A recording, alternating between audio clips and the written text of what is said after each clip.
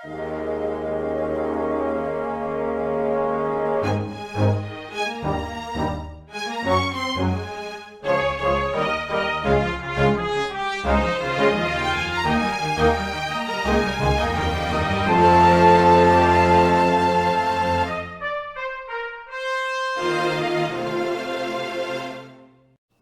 one and all, and welcome to Weekly Manga Recap. It is January the 25th of 2023. I am Nick here with Quinn, and it's a manga day because it's the middle of the weekday.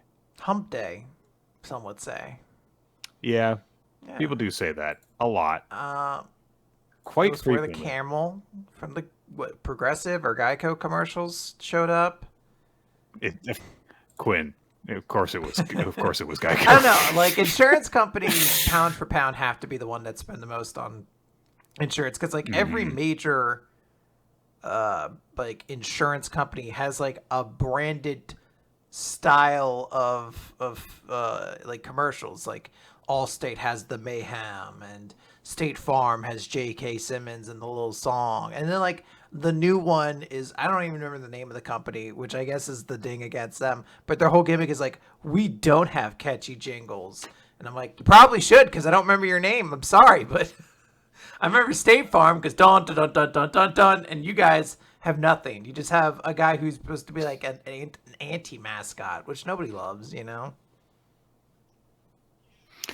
Yeah, I don't even know what you're talking about, so I guess that proves your point. So or farmers, sorry, not State Farm. I know that farmers. Yeah, State Farm has what I guess is apparently the super attractive guy. Everyone's like Jake from State Farm, super hot. I've never quite seen it, but you know, to each their own. The new Jake, right? The one who's like actually an actor. Assume. Yeah, there was apparently a thing where like the guy who was originally like it's Jake from State Farm, he was actually like a State Farm representative who won a contest to be in the video in the commercial, and it just proved really iconic. And then they had to like replace him because like he's not an actor, so he can't keep on being in the commercials. Must have been like, I'm about to get flow money and never work another fucking day of my life. All right, Jake, get back to work. There's very few gigs out there that I envy as much as Flo from Progressive, where it's like, I don't know, every like 2 to 3 months you have to go in and film a crappy commercial, and apparently that pays enough that you don't really have to do anything else. Some commercials can pay well, yeah. Nick. Guys, we have manga to talk about today. Some of it I'm looking very much forward to talking about. Some of it, really not. But that is that's the burden that we've saddled ourselves with. Is that it's not always good times here on the podcast talkie show thing where we talk about manga stuff.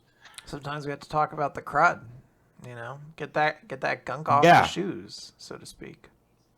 Although it's not going to happen as much now that we're currently not going to be reading Eden Zero, which, by the way, that's going to be an update for some people if you didn't watch the Q&A episode last time. This is not a choice. This is not a decision that we made. This is a matter of Kodansha's contract with the translation and Simulpub arrangements that it had expired, did not get reworked. And so there is currently no simulpub of Eden Zero, as well as a bunch of other Kodansha series that were being published through the various different places you could read them. So you can't legally read new chapters of Eden Zero in English right now. And as on this show, we like to support the official release of series that we do week to week. We don't like to say, oh, hey, you know, we're pirating this. It's like, no, we get it from this source or these sources and stuff. And for Eden Zero, that doesn't exist right now. There will probably come a time at some point in the future where we will return to Eden Zero in some capacity, depending on if or when that contract gets reworked so that Heroes series gets published in English simultaneously. We might, do a catch-up thing in order to get, do a bunch of chapters at once, Or if it's not until after the series finishes, maybe we'll do it as like a kind of semi recommendation or some of some kind, just as a conclusion to it, because we have been following it since day one, and it would kind of suck if we just stopped right here. So, no Ian Zero this week, or for the foreseeable on indefinite future. hiatus, as scary things like to Mm-hmm. sometimes say. Stay tuned. You never know what'll happen around the corner, but maybe something will come in to fill that gap or something like that. Maybe we take recommendations. But yeah, I think we were all surprised that we are no longer discussing about Eden Zero, not because it got too horny or too full of butts or anything like that. It's just like most things, it came down to licensing and contracts. So, what are you going to do? Why did Weekly Manga Recap stop covering Ian Zero? For the most boring reason you can possibly imagine. If we made it through the ass bomb, we were going to make it through everything. So yeah. We were ride or die. I was gonna say I am not dying for Eden Zero. we were tied up in the back seat and ready to go over the edge. We were resigned to that fate, and then it turns out, nope, the car has stalled. So I guess we're not. If it helps, I have followed along with what's been happening since we have been unable to cover it, and we have missed absolutely nothing. So nothing. Maybe. You mean after those action-packed chapters where they, I don't know, got back together in really boring They all remembered they knew each other very easily. Yeah. So yeah, that's kind of where they're still at right now. Ooh, but I don't want to spoil anything. There's stuff, I don't know. There's machinations at work. But we have so many more manga to talk about. We have like an absurd amount. Yes. We've got more than a dozen still. So let's get into it. We're going to kick things off with My Hero Academia, chapter 378. Oh, but the chapter title is a bit of a spoiler. Oh, okay. Last time we found out that La Brava was working with the good guys, had managed to hack into Skeptic's system, just as things were looking really, really bad for the heroes. And we pick up right where we left off there with her hacking into Skeptic stuff, and she just kind of like casually mentions that there was one time when she got into Feel Good Inc. server. Yes, it's called Feel Good Inc. I thought it wasn't like an open secret, or it wasn't like a hidden secret or anything like that. That Skeptic was clearly based off of the Gorilla's character design. He does have that. It's the aesthetic, yeah. Look, so yeah. And she's like, yeah, there was one time I hacked into your guys' site and replaced all the ads with something else. Anyway, I'll do that again to you now. And just spams it, and he's just completely bewildered by all this. And he doesn't really know what to do. But he kind of runs off somewhere to try and go to a different place so that she can't hack into that one. Which I don't know. It feels like that's not going to work very well. I mean, information travels faster than some random dude's legs, but whatever. He's going to try and still have the system. In the meantime, they still have the problem that UA is plummeting from the sky, and while La Brava is trying to reboot the systems and work on it, doesn't seem like she's going to be in time. So, Tsukochi is kind of like overseeing her while this is happening. And he kind of like starts to do that really big ominous build up to like, a big reveal, which, I mean, you can kind of see it coming that what's going to happen because La Brava's there, but Shigaraki and Deku are still fighting, while everyone else who is on the UA floating station is trying to recover from everything that has happened to it, including all of the Twices appearing through the portal. Monoma and Aizawa are still overwhelmed by it. And Manuel, let's not forget him. He's super important. He's also there. Also, the pilots kind of forgot that they're on their way, but they're coming too. Yeah. The Star and Stripes pilots, they're on the way, and one of them sees something and goes, "Wait, who's that?" And, oh man, it's a guy with puffy stripy pants. Who could it possibly be? It's gentle. It goes to show, though, I feel like how some of the series can like lack silhouettes. Where when I first saw this image, I was like, "Oh, All for One's here already? That was quick." Because I was just like it was a motherfucker flying. And I was like, I don't know, that's all For One really does. And he doesn't have his stupid mask anymore. So I was like, who is that from far away? And then I went to the next page and I was like, I get it now. Also, his mantle's a little bit kind of ripped and kind of mangly. So Gentle is also a little bit less recognizable. But he's still got that mustache. That's what we should have had the silhouette from. It should have been a shot of the mustache. Well, it should have been like a close up of the mustache, and I'd have been like, Gentle. Yeah. It is 100% his most distinguishing feature. You're right. Yeah, so Gentle has arrived on the case, and apparently he's working with Tsukauchi. La Brava is love struck and is like, you got this. And Gentle says, yeah, I mean, I owe the boy this. Now, so Nick, like, did we cover that he gets apprehended, skeptic, by all these important characters? We can't forget this. Right. The ninth most popular character, like 2 years ago, is included in that shot. Like this is like a good way to show you why this character was so popular, because of moments like this. Right, Mad Dog, who was the dog guy who was most important in the arc with Gentle, so I guess it kind of makes sense that he is here. And Ms. Joke, that girl, the teacher from the other school that kind of hung out with Aizawa during one of the tests, and Avalanche, the X-Men villain, they're all here. Yeah. Literally, I didn't even realize that they were there to capture Skeptic when I read this chapter, because I was like, look, why do I care about this?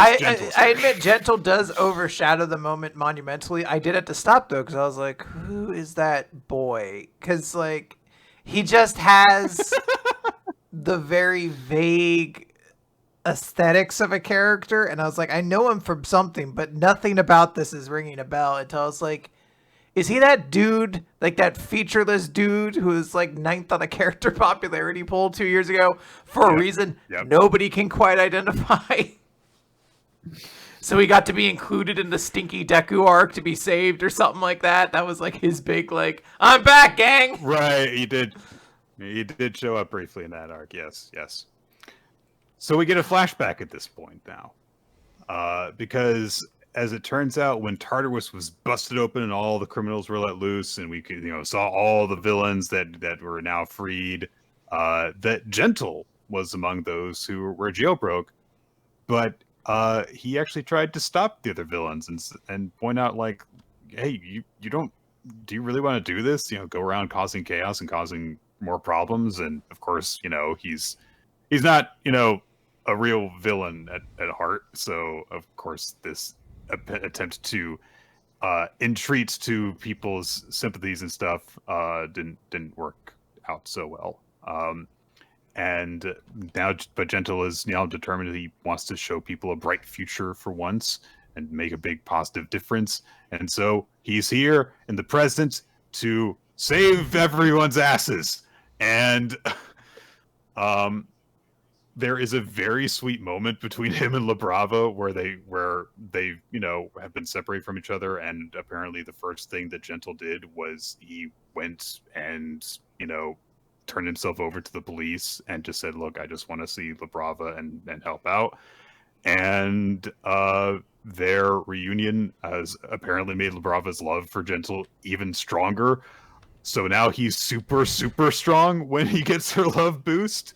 And he makes a giant trampoline to save the falling base. It's the best. It is an extremely awesome 2-page spread of the balance, the big giant trampoline spring. I love, like, his like facial hair is like going Super Saiyan. Like, that's how much power is being manifested in this moment, as it's like flaming. And it's just a very sweet moment to see this all come full circle. Yeah, and it's also cool that Deku, like, he doesn't see Gentle, but when he realizes there's a massive trampoline stopping the base, he realizes that Gentle is there. Yeah, and he was doing something to save Deku, who was the person who ultimately took him down, but showed him the right way of doing things. It's pretty awesome. Also, can't really understate how crazy it is that single-handedly he took down an entire prison worth of criminals. like I almost kind of want, like, if you were gonna write a light novel about anything in any kind of manga that you were like, this is canon, like, I'm not gonna read it, but I would definitely read Gentle versus an entire prison. And a prison to stop because he wants to breaking be a good out, guy yeah. now, and you're like, that's fucking awesome. Like, And that was apparently without Yeah. Labrava backing him up. Like, Jesus, dude. But it's not over yet because, hey, Shigaraki doesn't have a power quirk nullifying ability on him anymore, so he reaches downwards to disintegrate the whole base. And they're like, "Oh shit, we're not falling anymore." But he's going to disintegrate everything, and then Shigaraki's hand gets blown off from a distance by a sniper bullet. What? Oh my god! It's Ms. Nagant, and she's back too. Lady Nagant, and that is an like, it's such a cool, like, all right, I'm now into My Hero again, like. We're back, baby. Me and My Hero, like, whatever, like, the friendship has been reignited with My Hero. We're all friends now, handshake meme. This is, like, an extremely cool moment. We, like, shit kind of over the Lady Nagant storyline because it wasn't great. It kind of fell out of nowhere and, you know, like, didn't have awesome implications. And that isn't untrue now. Like, there is still, you know, long-standing issues that My Hero doesn't really tends to just be like, a character could change the world, whatever. We don't need to worry about that. But like the idea of like returning these kind of like smaller characters who are part of like tiny little arcs is like super cool. Like, that's exactly what you want to do in this moment. And these were two characters that you're like, they get to do something freaking awesome. Like, it's great. I love it.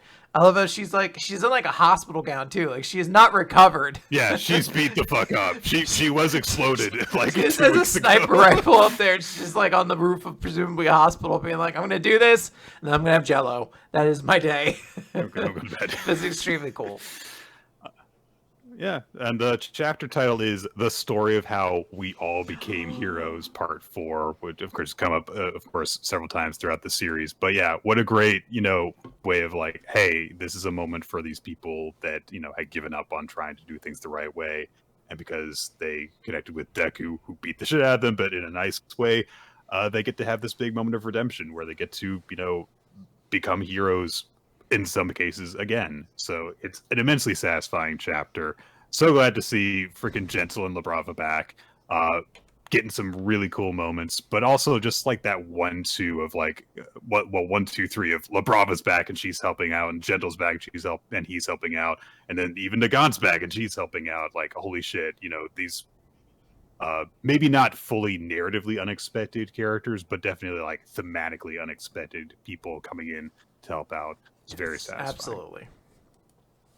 All right, Nick. We're going to talk about Undead Unluck. This is number 143. You can't avoid this. And we get that introduction with a double color page that is essentially like the boxing marquee for the world champion Void Volks against the challenger Fuko Uzumo. And it's a great so cool. 2-page spread. Like, absolutely awesome. We open. She's basically getting ready. The rest of Union, this version of Union, is her corner team, which is very funny to me. And they're all just like, okay, Fuko, use your superpowers and cheat, and we got this. They're like, boom, they're in the ring. We do get this little thing. They're like, yeah, this is Void, his 9-tile defense, and he's fighting the Japanese samurai, Fuko Uzumo. We'll have to see how he will manage against Void, showing that they're still using that technology to make everybody see everything else. And I really like that we've already established that Void does not give a shit. He's like, as long as I get to have this fight, I don't care what's going on. So. It's kind of weird. It's kind of weird that they have no idea who Fuko is. Oh, well. As you said, Nico is basically like the corner man who is just like, you just hit him with your unlock, just cheat the shit out of this match, and you got it, girl. You're going to knock this guy out in no time flat. And your main objective is to fulfill the requirements for Void's negation ability to manifest. And this is, you know, going to be a big thing because on this stage, his ability manifests, and he kills his opponent with his unavoidable ability. You're not going to be able to recreate that scenario without using your unluck. And they're like, all right, so basically she just has to stir things up with unluck to level that playing field. And they're like, yep, absolutely. And Fuko's like, sure. So like, all right, round starts. Void's like it is classic peekaboo stance. I assume that's a thing from Hajime no Ippo. Nick knows a character who probably does exactly that. Ippo does the go. peekaboo stance early on. Yeah. It in general is just a very, very basic boxing thing because you cover up so you can't get so. And they're like, all right, cool, he's not gonna move. This is your chance, Fuko. Just load him up full of stuff. And she does do like a big punch, and he's like, oh, martial arts, it's Kempo, interesting. And she's like, huh? But this is the same punch Mr. Nico was like. I did it on Mr. Nico, and he wasn't able to eat food for 3 days straight. And we get a little cartoon show. He's like, yeah, why don't you give it a shot on me? And it's just the next shot of him like double over.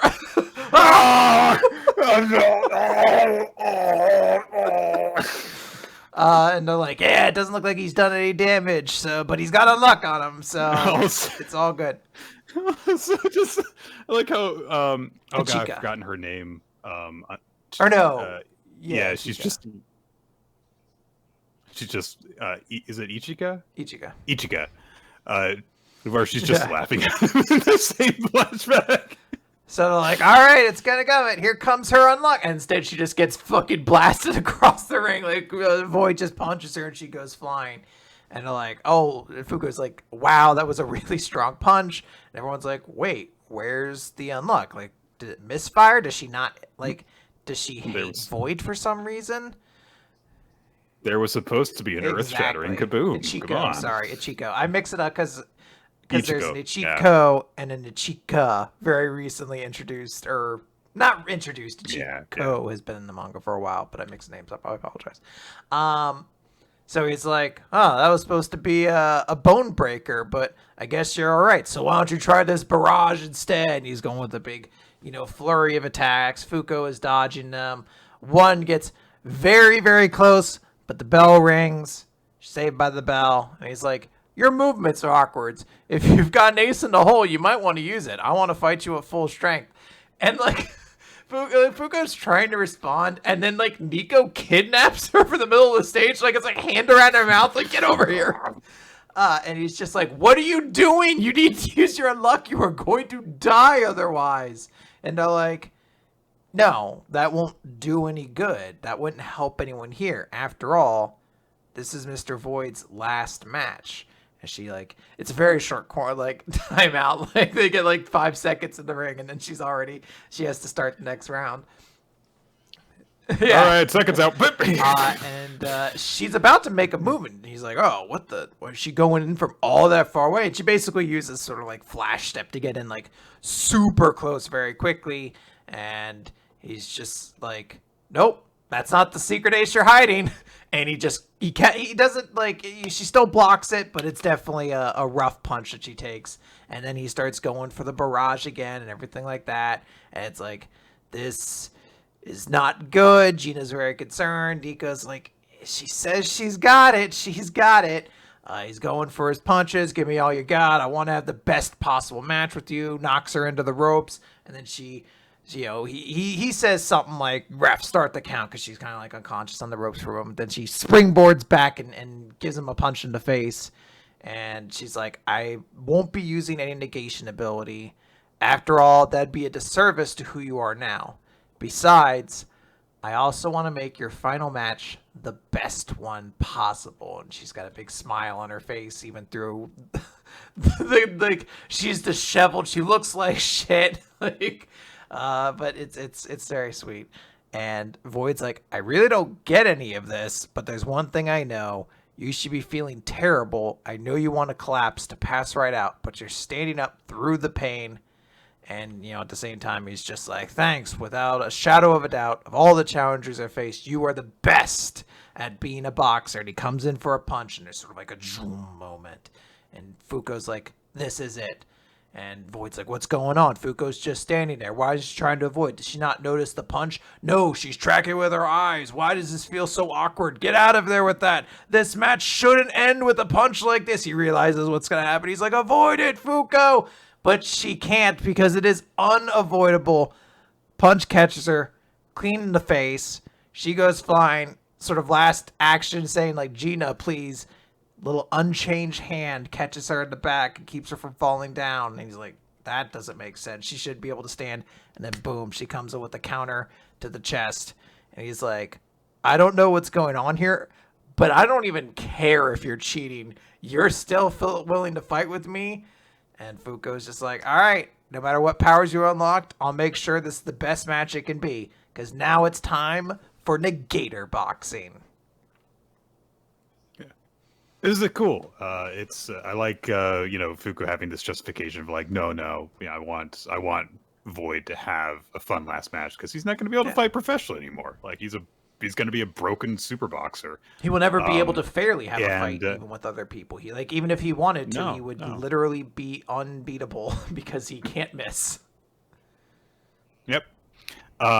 So I like that. I like Fuko's just design and throughout this match, her boxing appearance, the mouth guard, which has all this expressiveness to it because Fuko's got big, wide expressions. I like how when she gets clocked, her hair comes down and now she's really disheveled and stuff. And I like this promise of like, oh yeah, this chapter was like the normal fighting, Fuko's weird martial arts stylings against Void's more traditional boxing. And now we're going to have superpower boxing. Which is very exciting to me. It's, I have heard some people say that they thought it was a little weird. She took like a direct shot to the face and still is still fighting when like before like a slight graze basically knocked her on her ass. But I had to assume that like some sort of training has happened in the interim. It would have been nice if they probably mentioned that. But yeah, it's super cool. Fuko is like the fucking coolest. Like I love that she just gets to look cool in this chapter. And, I love her spirit. Like, I really do. Like, she's like, I want his last match to be a good one. He's never going to get boxed again. It might just be that because she knew it was going to hit, that she was able to prepare for it. There's a bunch of different things that you can do when you're fighting to minimize the damage that a punch causes, even if you take it directly. You can cut it off by leaning into it, or you can twist your head with it so that it doesn't, so that it kind of moves with the momentum somewhat. I was kind of waiting for that explanation to come, but the chapter just kind of ended instead. So maybe there will be an explanation that comes after it. It's also worth noting she doesn't hit the ground, which is probably the part that might have been what killed her at that point. Is when you hit the ground afterwards again, like the neck whiplash. I don't know. But yeah, I don't know. Super cool chapter. I thought it was awesome. Yep. Oh boy, I got all excited. I was like, let's talk about that chainsaw man. I was like, all right. No. We gotta talk about this one instead. Okay, hang on. I can't read this font with this extra ass font here. Time drawing near is the name of chapter number 77. Here with Kawaki about to drop the lamest album of 2023. Okay, so last time a lot of stuff happened that kind of was interesting because there was promise that like other characters might do stuff. But then at the end of it, Kawaki realized that Boruto was seemingly talking to his inner Momoshiki. We follow up with that point at the beginning of this chapter, and he's talking directly to Momoshiki and ignoring Boruto, even when Boruto's like, Momoshiki's not here. Kawaki's like, shut up, you can hear me, right, Momoshiki? And oh man, he caused a big kerfuffle. So now like Sumire and Sarada come out of the bedroom, and they're like, hey, what are you doing, Kawaki? And Kawaki's like, everyone shut up. Otsutsuki don't care whether we're in the middle of something or not, which is a really dumbly worded thing to say. And then Shikamaru gets on the radio and is like, hey, let go of Boruto. And Kawaki's like, no, look, Momoshiki is here and he is up to something. I can instinctively tell it. And Shikamaru goes, well, you need to stop and remember Naruto's face when he saw his son was dead. It's like, what? Okay. Okay. It's such like a weirdly like confrontational line in that moment.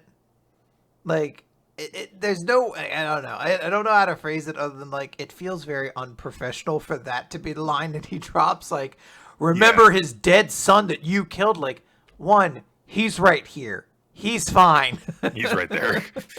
He came back like immediately too, to be clear. It's not like, Really? oh, I killed him and he was dead for weeks before he came back. Motherfucker hadn't even started to like get tired before he was back up and running. Also, in true Boruto fashion, never put one word bubble in a panel when 3 will do. You know, just draw out that sentence in really awkward breaks. Yeah. So Kawaki shoves Boruto away and starts to walk off. And Boruto's like, hey, where are you going? And Kawaki says, a minor errand, which is as it turns out, grotesque understatement of what he's planning to do. Some real quick thing. It's like an in and out. It doesn't matter. It's just so Boruto wants to go after Kawaki, and Shikamaru's like, sensory unit. God. First off, I feel like this first sentence tells the whole story, where Shikamaru tells the spies and the scouts in the sensory unit, the information gathering scouts, Kawaki's left the house. He's gonna tell them what's happened. Sorry, sir. Can't track chakra. I love that they've done, like, if this was the first time and they revealed it, like, oh my goodness. These guys have had time to come up with a backup plan to be like, what happens if he just does it again? And they're like, well, we'll just follow him. And then they're like, oh shit, he can shrink. Never mind. Look, sorry, Shikamaru, but the engineering team hasn't come in to install our CTV cameras yet, so we're just down to continuing to try the same thing and not have it work.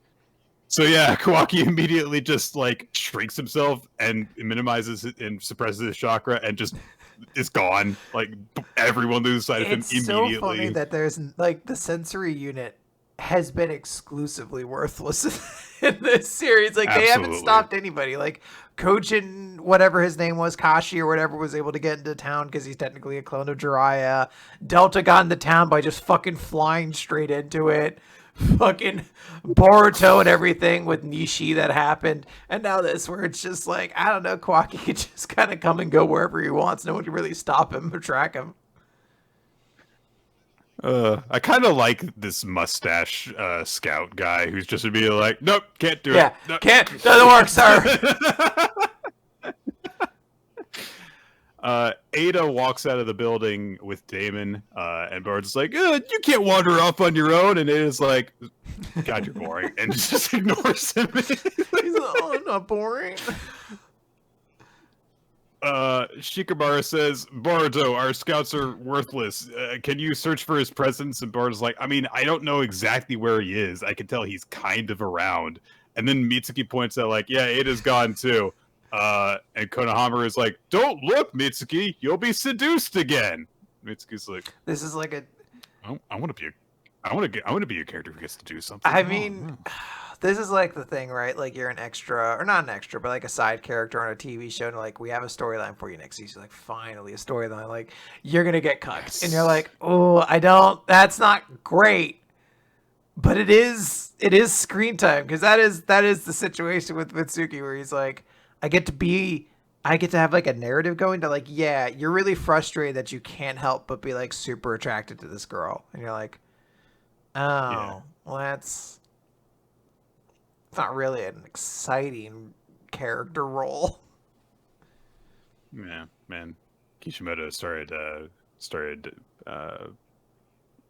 bringing in Paul Heyman to write some chapters of Boruto, apparently. Yeah, so.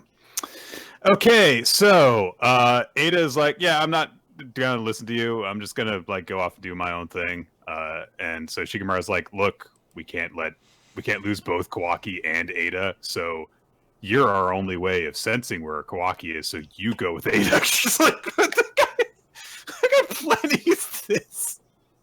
He's already saying like, oh yeah, Samira and Serrano will go with her and keep an eye on her. It's like, but you, the only means we have at all of telling where Kawaki is, you go with her too, and we'll just like completely give up on looking for where Kawaki is.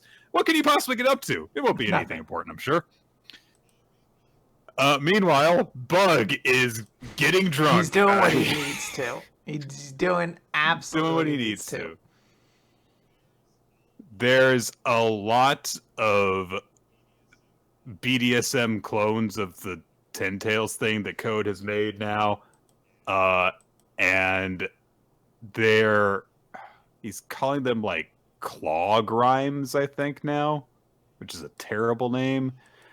But anyway, at this moment, Ada has just decided to go freaking shopping. And while she's doing it, she decides to just fill Shikamaru in on what Code is up to and says like, oh yeah, there's 1,000 monsters called Claw Grime. Great name. Again. Yeah.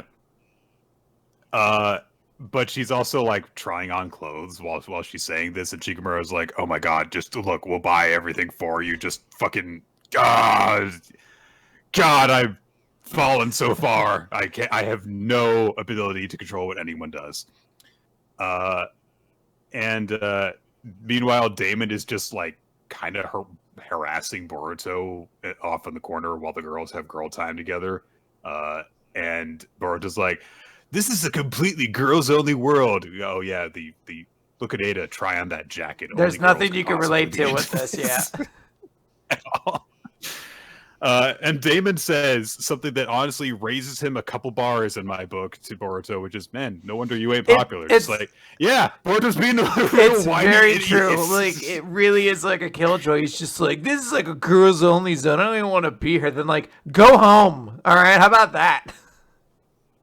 It's like, God, you suck. You're not cool. You're not strong. You're not smooth. You're just a whiny bitch. So yeah. And then he also like talks about like, oh man, everyone who's God, I forgot about this moment.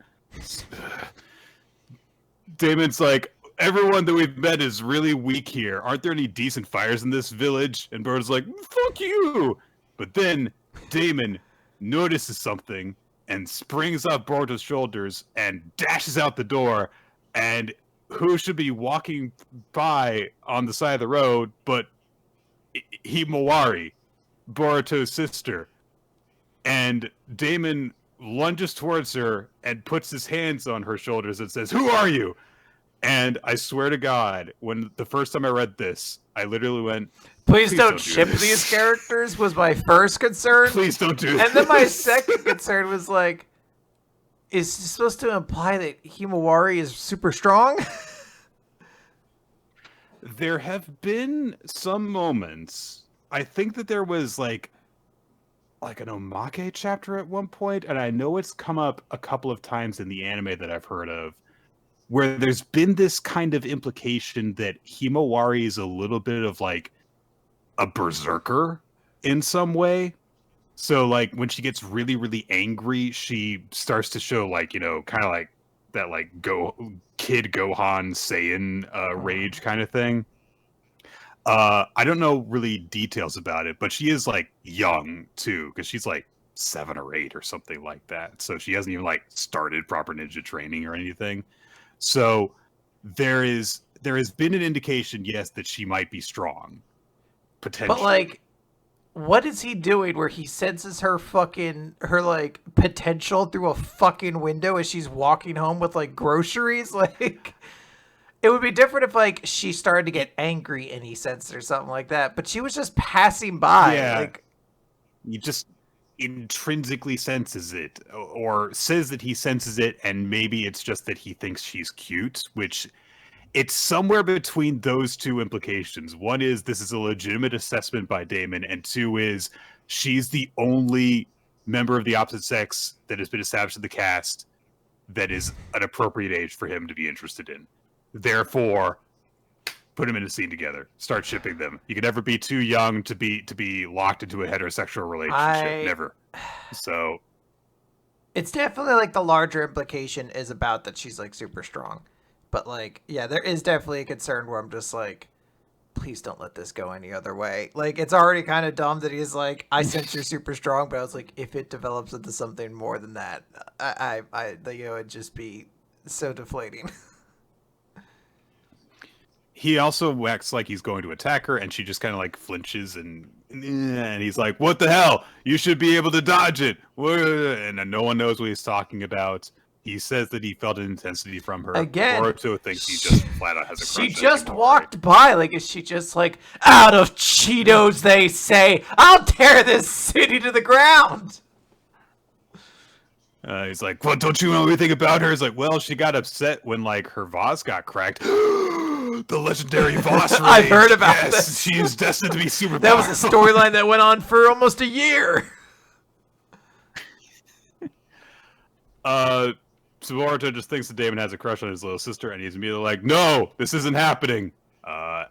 Anyway, speaking of Boruto's family, literally, someone outside of Naruto's house says, "Everything's clear here," because it's not clear there. So we needed a scout to establish that. No. They have radio communication. I think they can also just speak telepathically at this point. They know Kawaki is out there, so they can't just be like, all clear, if no one knows where he is. No one decides that like they need to protect certain important targets within the ninja village. They don't start posting security anywhere. It's just like, yeah, let's just keep on carrying on as normal. I notice if like a super miniature person broke into this house, I would just know. Yeah. Hinata and Naruto are just kind of like, I think, cleaning up after dinner. I thought they were setting up for dinner. Or no, they're setting up for dinner. They're setting up for dinner. They kind of talk about how like Naruto has more time at home now, and they start to talk about like, oh yeah, like, you know, it would be nice if Boruto and Kawaki could join us. Oh hey, Kawaki's here.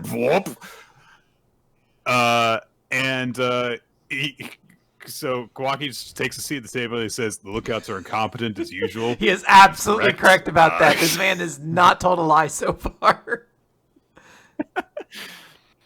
And he's like, "Hey, look, sit down. I want to talk to you."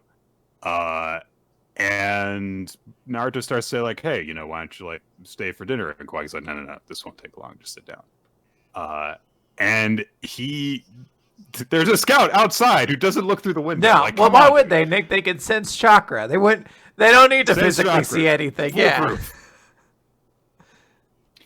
And Kawaki says to Naruto, "Hey, look, I know that I've been saying this a lot, but I'm truly grateful to you for everything that you've done." And Naruto's like, "Okay, come on, cut out with that." And he says, No, look, I was purely just a vessel. I had no reason to live, and you breathed life into me." And Naruto just tries to say like, "Hey, you were always great. You know, you're a kind-hearted person. You've sacrificed yourself a lot, and I know that you're a good person." But Kawaki says, "Yeah, but you enabled me to see that part of myself. I didn't realize I was capable of those things before I met you. And I would do anything to protect you, even die without hesitation." And he says like, "Look, that I would do anything, and unfortunately the world we live in is full of crap, and good people like you are the ones who die first, so long as people like the Otsutsuki are running around." And Naruto's like, "Well, you know, I'm a ninja, and you know, part of the job of being a ninja is to take care of them." And Kawaki says, "No, ninja are those who die earlier, and that's it." Which, again, I'm frustrated by like the way that the lines are delivered in Boruto recently, because I feel like this could have been something that had a lot of gravity behind it in terms of Kawaki's outlook, in terms of what he has learned from being around ninja for once. It's just like, no, they're just disposable soldiers, which is something that was established really early on in Naruto, how, you know, easy it was for ninja to die. So Kawaki just goes on and says like, "Look, I understand Otsutsuki a bit better now that I've regained their powers, and I know what it means to take on the Otsutsuki. And it doesn't matter whether or not you're a ninja, you're gonna get killed by them if I don't do something. So I'm going to destroy the Otsutsuki, every single last one. I'm going to use their own powers against them and root them out. And Naruto catches on to the implication, which is that Boruto is an Otsutsuki partially, technically. And Kawaki's like, yeah, look, I couldn't do this without telling you, so I'm telling you what I'm going to do. And he then says, look, the first thing I thought when I found that Boruto was alive was that I had failed to take him out. And I actually felt guilt over having screwed that up. And he starts to vow, I'm going to kill Boruto. And Hinata slaps him across the face, which is the most that she's done in this entire series, and it's the only thing she can do because she got emotional, of course, and has to strike with an open-handed strike because that's all she knows how to do. Yeah. Mind you, I was gonna say she has eyes that allow her to see like the weak points of every person in the technique, but she's just like, take that. Like if she really wanted to, she could have like jabbed him with a few palm strikes and like left him a limp mess on the floor. But no, one slap that doesn't do anything, and she cries at the same time while she's doing it, of course. Yeah, and she starts saying like, look, no decent human being would think that way, completely contradicting what, all the stuff that they've established between Kawaki and I was gonna say husband. like it really does not make Hinata look great. Like I understand there's absolutely concern when he's kind of creating the implication that like he's saying it without directly saying it, like I'm gonna kill Naruto or Boruto, but like it's definitely like you're an insane monster, get out of my home. It's like all right.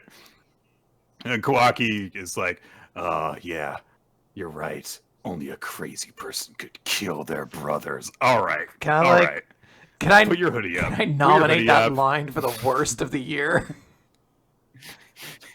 I think that deserves it. Yeah. And he even says like, look, I'm not like just like getting emotional right now. I'm thinking perfectly clearly, and I've decided I'm going to do this, and I'm not going to let anything stop me. I've decided there is no other way. Even if it means that you will hate me forever, I've decided that this is too important because otherwise you'll be at risk of dying. And Naruto says, like, look, I'm not going to let you do this. You're going to end up killing me before you even get to Boruto. So do you still want to follow through with this? And Kawaki, in a way, in a scene that is actually pretty cool, says, no, I'm not asking you to understand, and just vorps Naruto and Hinata into a wormhole and seals them away. And he says, look, once I'm finished, you're welcome to kill me. Just sit back and wait until then. And, Kawaki has sealed away Naruto to prevent him from stopping him from killing Boruto. Well, this took a different direction. Kawaki's like new villain arc really kicked off very quickly. I don't necessarily hate it. I do understand like Kawaki just has like a strange way of kind of thinking about things, and like I think the actual like tension it creates, he just goes so dark so quickly. It feels like in this little speech that it doesn't hit right. Also, it's very funny to me that it happens in like a random interim in the middle of this stupid Love House arc. Yeah. Just like sudden left turn in order to reach this point has really nothing to do with any of the stuff that's been going on lately. And I don't really know how we ended up here. But here we are, I guess. And I guess that maybe the whole cohabitation with Ada thing is just gonna be a thing that's happening as opposed to a dedicated plot arc? Yeah. Maybe. I don't know. All right. But let's move on, because we've got Chainsaw Man to talk about. Oh my god, we have so many chapters still to talk about. Quinn, Yoru put her hand on Denji and tried to turn him into a spinal cord sword. And the chapter 118 is titled Saying Goodbye. No! Oh my god! No, Denji! He's fine. He's totally fine. It has no effects. He looks at her in total confusion and repeats, did you say Denji's spinal cord? She just keeps saying it over and over again. Denji's spinal. And he's just like, saying, And then eventually he puts his hand on her head and says, oh, that's a fun way to say goodbye. See ya. And it's so fucking funny. if the chapter had ended here, I would have been. That could have been, totally yeah, that satisfied. literally could have been the entire chapter. That's a fun way to say goodbye. Bye. That's, and Asa is meanwhile going to Yoro like, what the fuck? Thank God you didn't. It didn't work. And Yoro's like, what the hell? Why didn't that work? I thought you'd hit it off so well. And Asa starts to get really sad because she's like, oh, that means that he doesn't like me that way. It's not that it matters because I don't care. I don't like him either. So she's being a teenage girl about it, but very like just undercutting like, hey, you just freaking tried to kill a guy I didn't want to kill. Fuck you. But Yoro says like, okay, look, this doesn't really matter. We've discovered now that we can share emotions like affection, so we'll just take our time winning his heart while we search for Chainsaw Man. And then she says, look, you barely slept while we were trapped in the aquarium, so I'm going to sleep. Just collapses into the bed in the most Yep, relatable first. way. Like, we've all had those days where it's just like, nope, just going in. She's the war devil, one of the, 4 horsemen of the apocalypse kind of devils. And she's done. And Asa's upset because she doesn't even take a bath. Also, she's not answering Asa's questions about, like, what the hell? Didn't Famine Devil say that she was your big sister and stuff? And Yoro's like, yeah, she's crazy. Just steer clear of her. Good night. And that's it. Asa is left on her own to kind of just, like, reflect on things. She remembers all the really, really nice things that Denji did and said to her. And then she's like, yeah, but he doesn't like me. But then she lies down and goes, wait, excuse me? After all that, he doesn't like me? Oh my Fuck God. him. I love that, like, attitude of her. She's such a teenager. It's so great. So Denji and Asa run into each other the next day, I guess. Yeah, because Denji's like, I got my date idea. Let's go. There's an all-night movie mummy marathon. Yeah, he's like, it's great. You just spend just 2,000 yen, which is like not even $20, and you get to watch movies nonstop till 2 a.m. Now, it's great. Now, this is And Asa's 90s like, money, though. $20 back then. It went a long way. Yeah, so Asa's like, wait, it costs 2,000 yen? Wouldn't it be cheaper if we just rented videos? Why do we have to go on a pricey date? And then she starts to get kind of like reserved and upset, like, okay, well, do you have a VCR at home? And she says, no. Do you? Yeah. Well, let's do it at your place. No, you need to be over at my place. And I was like, look, I mean, if we're not going to the theater, we're not doing it at your place, then we don't have to have a date. So Denji kind of clutches his head and thinks. He says, okay, we can watch movies in my place, but you have to follow our home's rules. You can't break the rules at our place. And Asa's like, well, what happens if you break the rules? Worst case scenario, you break the rules and you die. And Asa looks at him like he's crazy for a second. I love whenever Asa is just like, what are you talking about on here?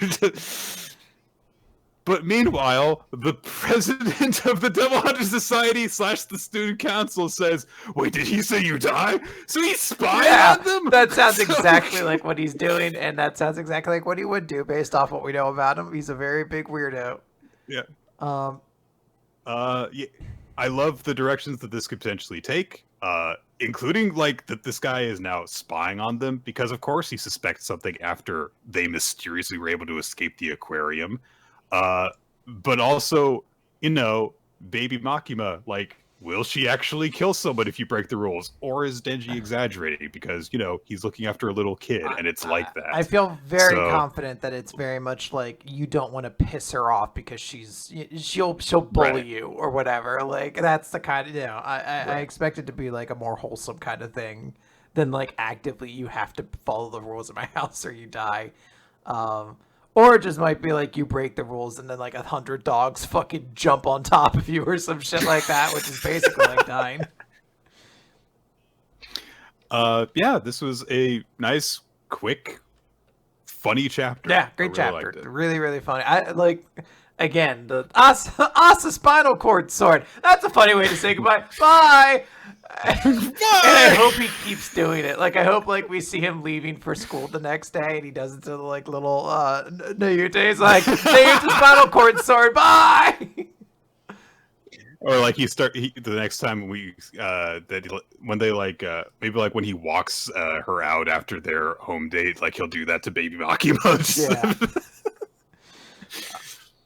Yeah. Okay, yeah, let's move on to Kaiju number 8, chapter 78. It's Kikoru facing off against Kaiju number 15 and her creepy, gothy schoolgirl clone of Kikoru form. And Kikoru, gets set to fight. She issues a command over the communication saying, hey, look, you gotta set her danger zone here, clear the area so that, no one else gets destroyed while I'm trying to fight this thing. And then she takes a moment to collect herself because she understands, like, look, I've got to take this thing down because none of the other really strong people are here to bail me out. I'm going to fight this thing. And she says that, like, yeah, commencing neutralization of Kaiju number 15, gets really official about it. And Kaiju number 15 is like, oh, okay, yeah, I like that. Commencing neutralization of little Kikoru. And goes for some sort of decapitating kick immediately. The impact from it wrecks a building way behind Kikoru, but Kikoru managed to duck under it safely. She starts to engage. There's some really heavy attacks hitting, like the ground is cracking underneath them. And Kikoru starts to go through an attack pattern to try and get an attack in, but she nearly gets her head taken off by a return attack, and it like grazes her cheek, and she realizes, like, shit, this is scary. If I make a single mistake, I'm going to die, but I've got to keep attacking. I've got to take this thing. There's some analytics describing how, like, oh man, look at how impressive Kikoru is. In the near future, she's going to be the core of the defense force. But holy shit, she's losing. She's losing this fight. She's barely keeping up. And yeah, as soon as Kaiju number 15 even lands a single attack, she's getting her ass beat. And she nearly gets killed by one of the attacks. She manages to barely block it with her axe, blocking an axe kick, no less. And then Kaiju number 15 briefly takes on her monstrous form, starts to fire like a Sero from point blank range. And Kikoru has to jet out of the way.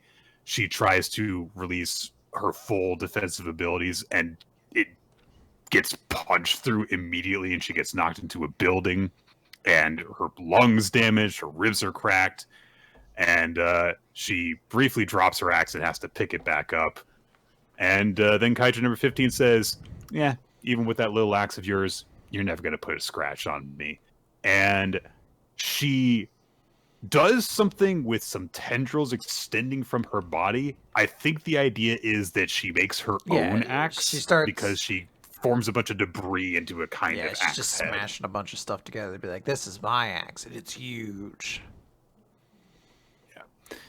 And everyone's like, shit, Kikoru can't win.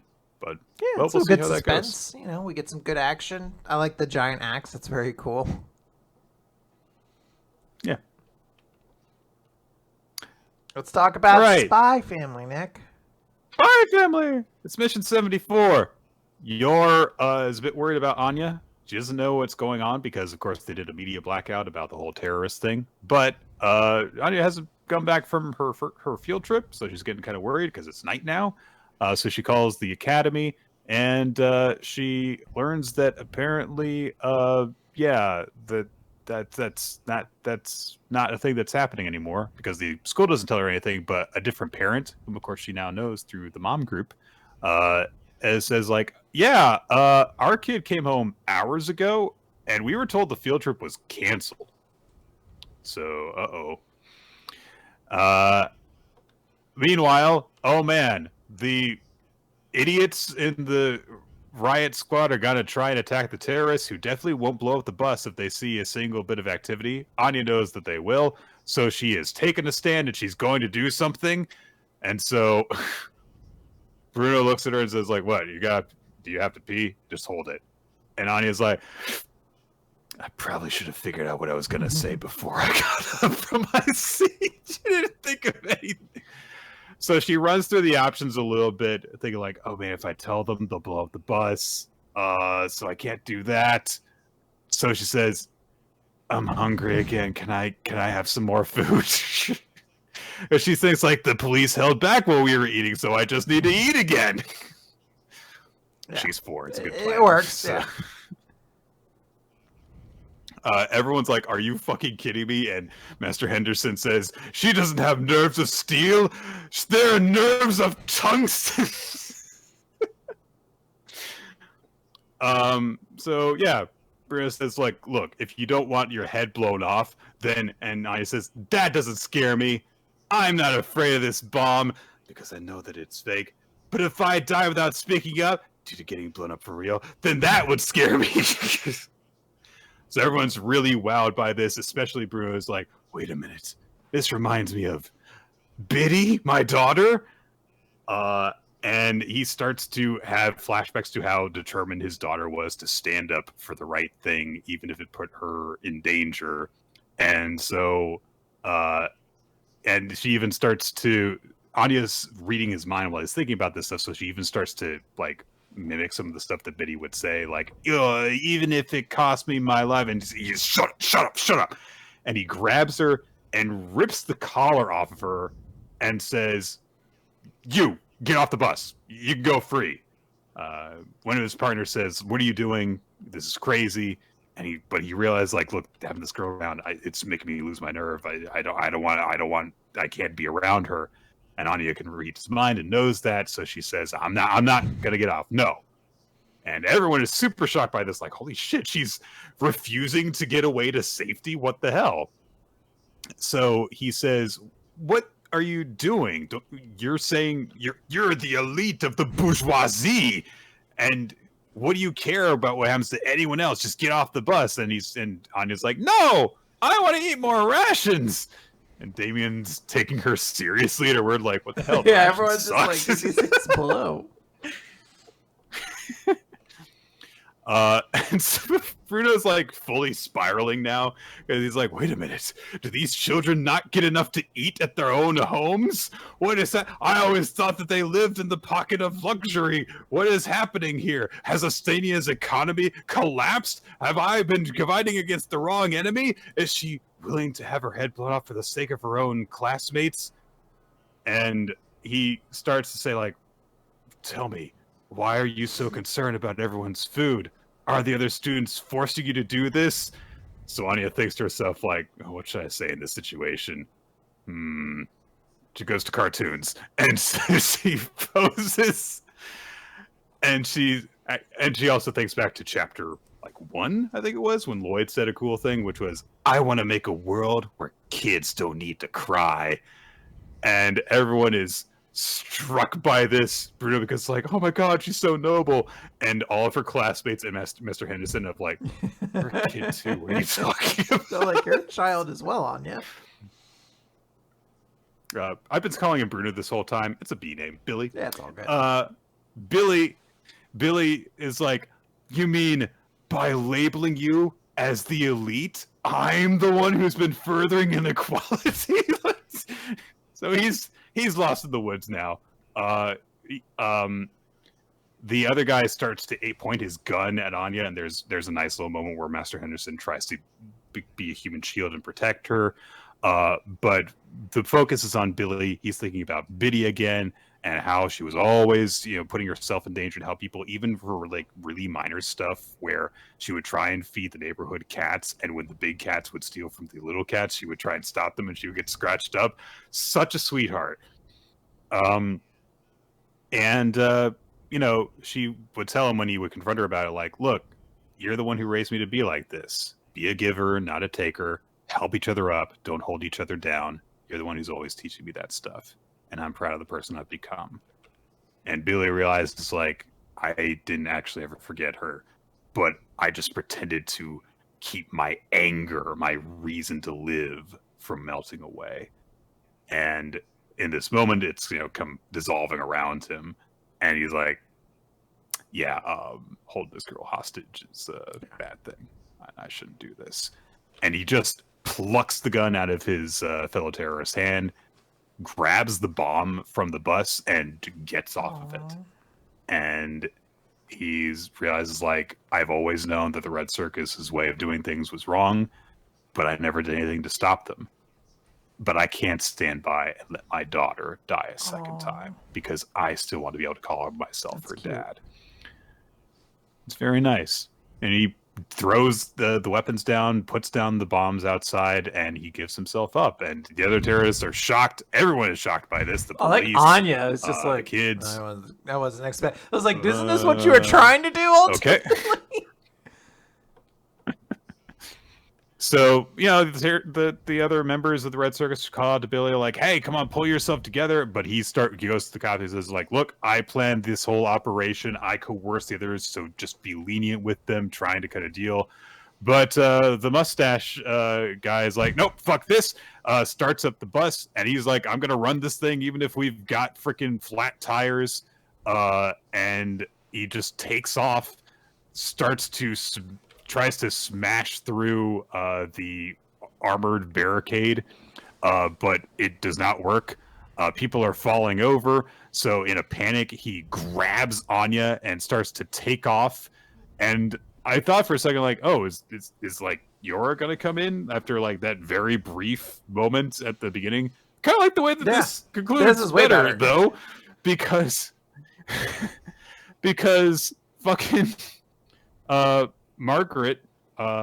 Martha, sorry. Yeah, how do you jumps how do you over forget the line. Martha, Nick? It's the most iconic name in the Martha. world. After Martha! the hit superhero movie Batman v Superman. Nobody could talk about any other name. Still haven't watched that movie. Nick, how could you? Wow. Good on me. This is insane. Good on Our me. pop Good on culture me. friendship will never survive this revelation. That's okay. So yeah, the police start to take aim, like they're gonna shoot, and freaking this asshole starts to use Anya as a human shield, and asshole police are like, whatever, take the shot because they're cops.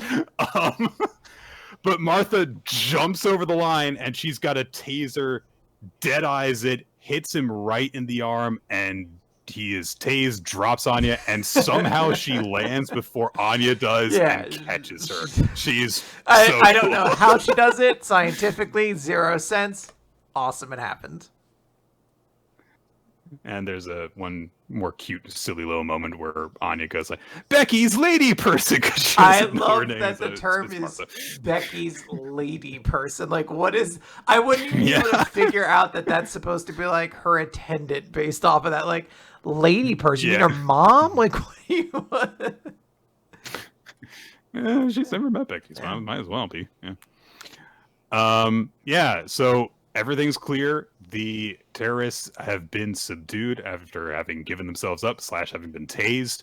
And there's a moment where Anya gets to reunite with Becky, who runs crying to her friend in a nice, sweet moment. And Billy watches this over his shoulder as he's taken away.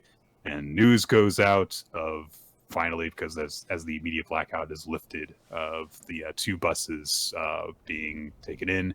No mention of what actually happened, just that law enforcement quickly gained control of the situation, and all suspects are now in custody, and none of the students were seriously injured. So people have been talking about this on the Discord of like, so this is Anya's gonna get another Stella, right? Oh yeah, she 100% gets a Stella. Clearly, she's getting a Stella. Right? It'd be wild if she didn't. They were just like, man, you didn't buckle your seatbelt, so you get a tinnitus bolt to go with it or whatever. You know, on the bus that famously has seatbelts. They're rich kids. They probably have a bus with seatbelts. Probably do.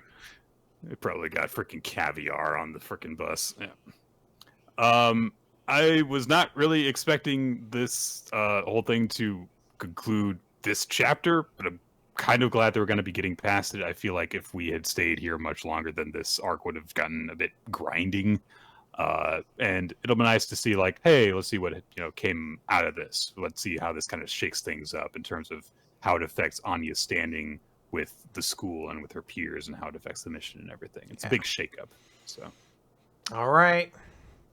All There right. is no. All I'm right. sorry, Nick. So- This is usually where I would talk about Eden Zero, and I would give your throat a little bit of a break. So in lieu of Please. having Eden Zero, I'm just gonna talk about butts for a little bit. Like they're wacky.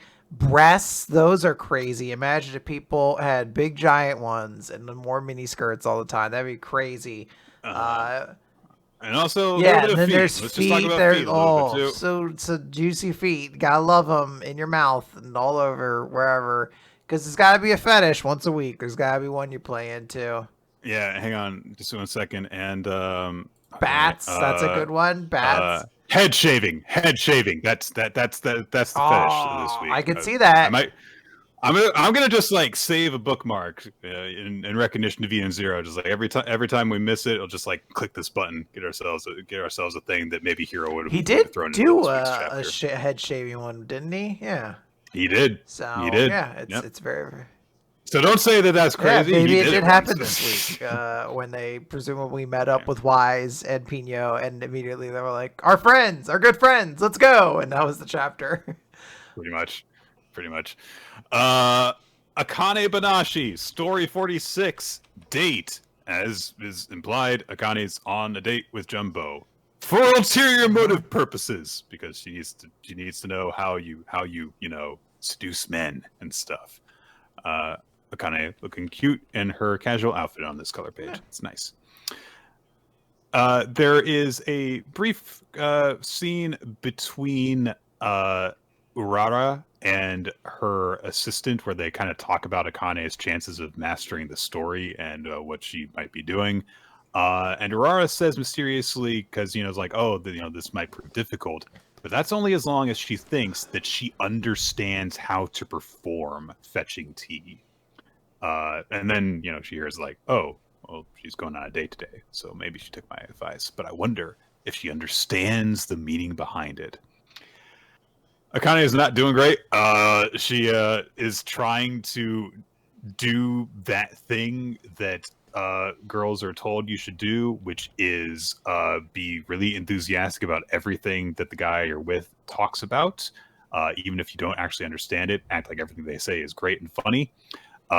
And she apparently got all this advice from teen magazines. Yeah, the Of one course that she says did. "Hot So- Girl Flirting Tips," page 73 or 73 flirting tips. So I don't know. One of the Part 73 of flirting tips. This better be like one tip per if it's. Now you gotta get the whole volume. Eventually, they start getting real esoteric. Like, be but do not be at all times. You're like, Yes. what does that mean? Fortunately, Jumbo, my man, on page 4 of I this love that chapter, it's immediate. He's like, said- what fucking act are you doing on me? What Rakugo act are you studying for? This is Rakugo, right? And I love the expression Akane makes where like her eyes like blush or something like that. And so she's kind of forced to fess up. And yeah, the explanation takes place off page, and Jumbo is just like, you should have just told me. And she says, but I won't understand what it's like to lead a man on if I tell him what I'm trying to do. And Jumbo, this is such a cute little exchange, says, all right, look, what was your plan going to be if I actually fell in love with you? And Akane immediately perks up and says, was it working? No! It was No answer as to what her plan was going to be. She was just going to be like, job well done. That's what my plan was going to be. She was like, yeah, I won. I did it. It is probably my favorite joke in this entire week of manga. It's just she forgets the embarrassment of like, oh, did it work? No, it did not work. And Jumbo says, I'm actually kind of relieved that you're not different from how you were before. And he asks her, hey, you're a pro now, so like, what's that like? What's going on with you? And Akai admits, like, it's hard. There's all this stuff to learn, and there's these people that I feel like I could never hope to meet the way I am currently. I'm kind of freaked out. But also, I'm grateful to know that there's those challenges for me. And she also brings up like, I managed to make that Arakawa guy think that I wasn't an amateur, but also I'm less skilled than my dad was when he was expelled. I'm not even close to really reaching Arakawa's standards. And if I want to be a Shinichi, I need to get way better and way tougher. And finding out that there are those levels above you is just a sign of how much more you can grow. So, yeah, I am grateful. So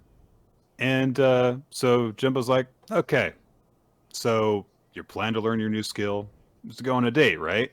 So I guess we better go out and get some practice in. Aww. Aw. Look at that little So guy. nice. Yeah. But he says as they go off, like, okay, no doing what you were doing earlier. That was weird. Don't do that. Don't do that. And we just get a scene of them just like, hanging out and having a good time, go around doing stuff. They go to a batting cage, they play some air hockey together, and Jumbo does this like, I don't know, fucking discus throw thing in order to score a point on Akane. And they just, go around and have a fun time. And Akane's like kind of gloomy afterwards when they're going to eat together, and she says like, I mean, we just went and had fun together. And Jumbo says, I mean, that's what a date is. Like, it's just, yeah, but that doesn't help me. And that was her focus. Like, look, in order to be an Oiron like Urara was, that's what I got to do in order to pass her fetching tea test. Maybe there really isn't a way to know the Oiron's mindset without seducing a man. And Jumbo says, no, don't do that. And so, he says like, look, I don't really understand this Rakugo thing, but could you just like act really good? And she says, yeah, but I can't do it that way. And the first time I tried playing the Oiron, she just laughed at me. And Jumbo says, wasn't it kind of a good thing that you made someone laugh with your performance? Don't you kind of want that to happen with Rakugo? And Akane starts to like go like, I mean, kind of guess, but no, that's not the point. But then she realizes when Urara said the story and teller aren't suited for one another, then she comes to a big epiphany, which we don't get detailed here, but the implication is strong. Yeah. And so she goes to have a recital practice with Urara, just in time before the actual, show that they're supposed to have going on. Urara says, look, I wanted to just impress upon you, if you can't demonstrate a mastery of this performance, you can't perform at Rokuro's event. So you gotta show this to me. But also she brings it like, I heard you went on a date. What did you do? Spill the tea. And she's like, we just went out to a restaurant and stuff. We don't get to see the rehearsal, but Akane goes to run to Rokuro, who is getting set. So he's going through like stage prep, and she says, "Look, I'm sorry that this took longer than I thought." But Rokuro says, "Hey, did you master fetching tea?" And she says, "Yes, I've got it down." We cut back over to Urara and her assistant, and Mayura is her name, and she says, I'm actually kind of amazed. I can't believe she managed a performance so similar to, and yet so different from yours, which is such a vague and yet very intriguing way of explaining what the performance was like. But Akane is set to go off. She puts on, her proper performance attire, and she goes to do the opening. Yeah. And we'll she's get to all see determined. it next week, hopefully. Good chapter. I'm excited to see where it's going to go. Should be a good time. Yeah. I really like this chapter. I like that, just Jumbo and Akane going on a friend's date thing was way, way cuter than anything Akane could have manipulated him into doing. So it was nice. Blue box. Basketball. That's like That's what the series is about. Chapter number 85, Because I Hate Her, featuring some kind of background. I don't know if this is a photograph. It's a live action. It's a live action photograph that they drew the characters into. It looks gorgeous, though. It's really nice looking. So last time, Taiki had to go to the dentist. So it's such a random He had his toofers hurt. He had to get his toofers fixed. Yep. So he, of course, is here with, as it turns out, Shinatsu's childhood friend Yumika, who is working here. And he's just like, all right, this is kind of awkward. He's sitting in the waiting room. He's like, all right, to avoid the awkward tension, I'll turn on the TV. And then she immediately is like, you can't touch the remote without permission. And he's like, there's a sign that says I'm allowed to use the TV. I love it. He's like, but the sign says. Oh no, she doesn't like me. Doesn't like me. She really doesn't like me. Oh man, oh man. Yumika leads him into the waiting room, and she points out that he's wearing mismatched slippers, which, God, it's such a weird thing, like, to, like, get into, like, the way that, like, doctors work in other countries and stuff. It's like, oh, the slippers are provided by the dental place, so you don't, like, walk around in your shoes and stuff. So they provided them. That's why he's got mismatched slippers. And she points that out. And he's like, oh, I'll fix them. And she's like, no, it's fine. Just go in. Just go in. So he gets taken care of. He pays less than $20 to get a filling put in. What a world!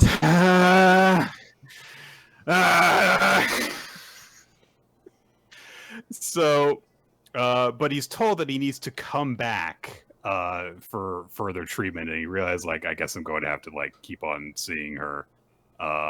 And so he's like, oh, I guess I'm going to keep on running into this awkward situation. He does wonder what happened between Yumika and Junatsu. And he goes to the vending machine outside, gets some juice. Yumika has come outside too, and she says, you're going to drink juice right if you've had a dental appointment? He's like, no, it's tea. The tea's got sugar in it. Oh.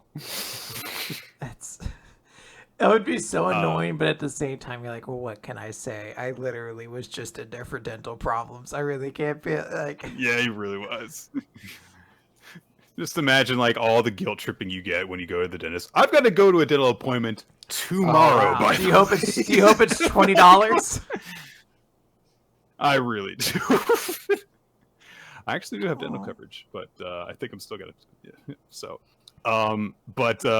just imagine, like, you go to the dentist and then, like, they follow you outside just for a little bit so the guilt trip and he continues, like, please stop. Taiki, bless him, tries to reach out a little bit, establish some form of connection, because she's like, yeah, I just work part-time at the desk here, and he says, oh, so do you want to earn your own spending money? Is that why you quit the team? And she doesn't, like, really respond. She pauses while she's, like, adjusting the sign outside, and he said, yeah, it was kind of, like, forward of me to ask. I'll just go. And Yumika stops him and says, it's not like that. I quit because I started to hate Shinatsu, and I was sick of basketball. I just didn't care anymore. And Taiki's like, what? There's no way. You just, like, and she says, what? You saying you can't believe someone would hate your girlfriend? And Taiki justifiably is like, no, I just kind of thought that they were really close in junior high. But he thinks about it for a second. He says, you've never told Shinatsu-senpai any of this, have you? And Yumika says, I have. Interesting. Ooh. Interesting. Ooh.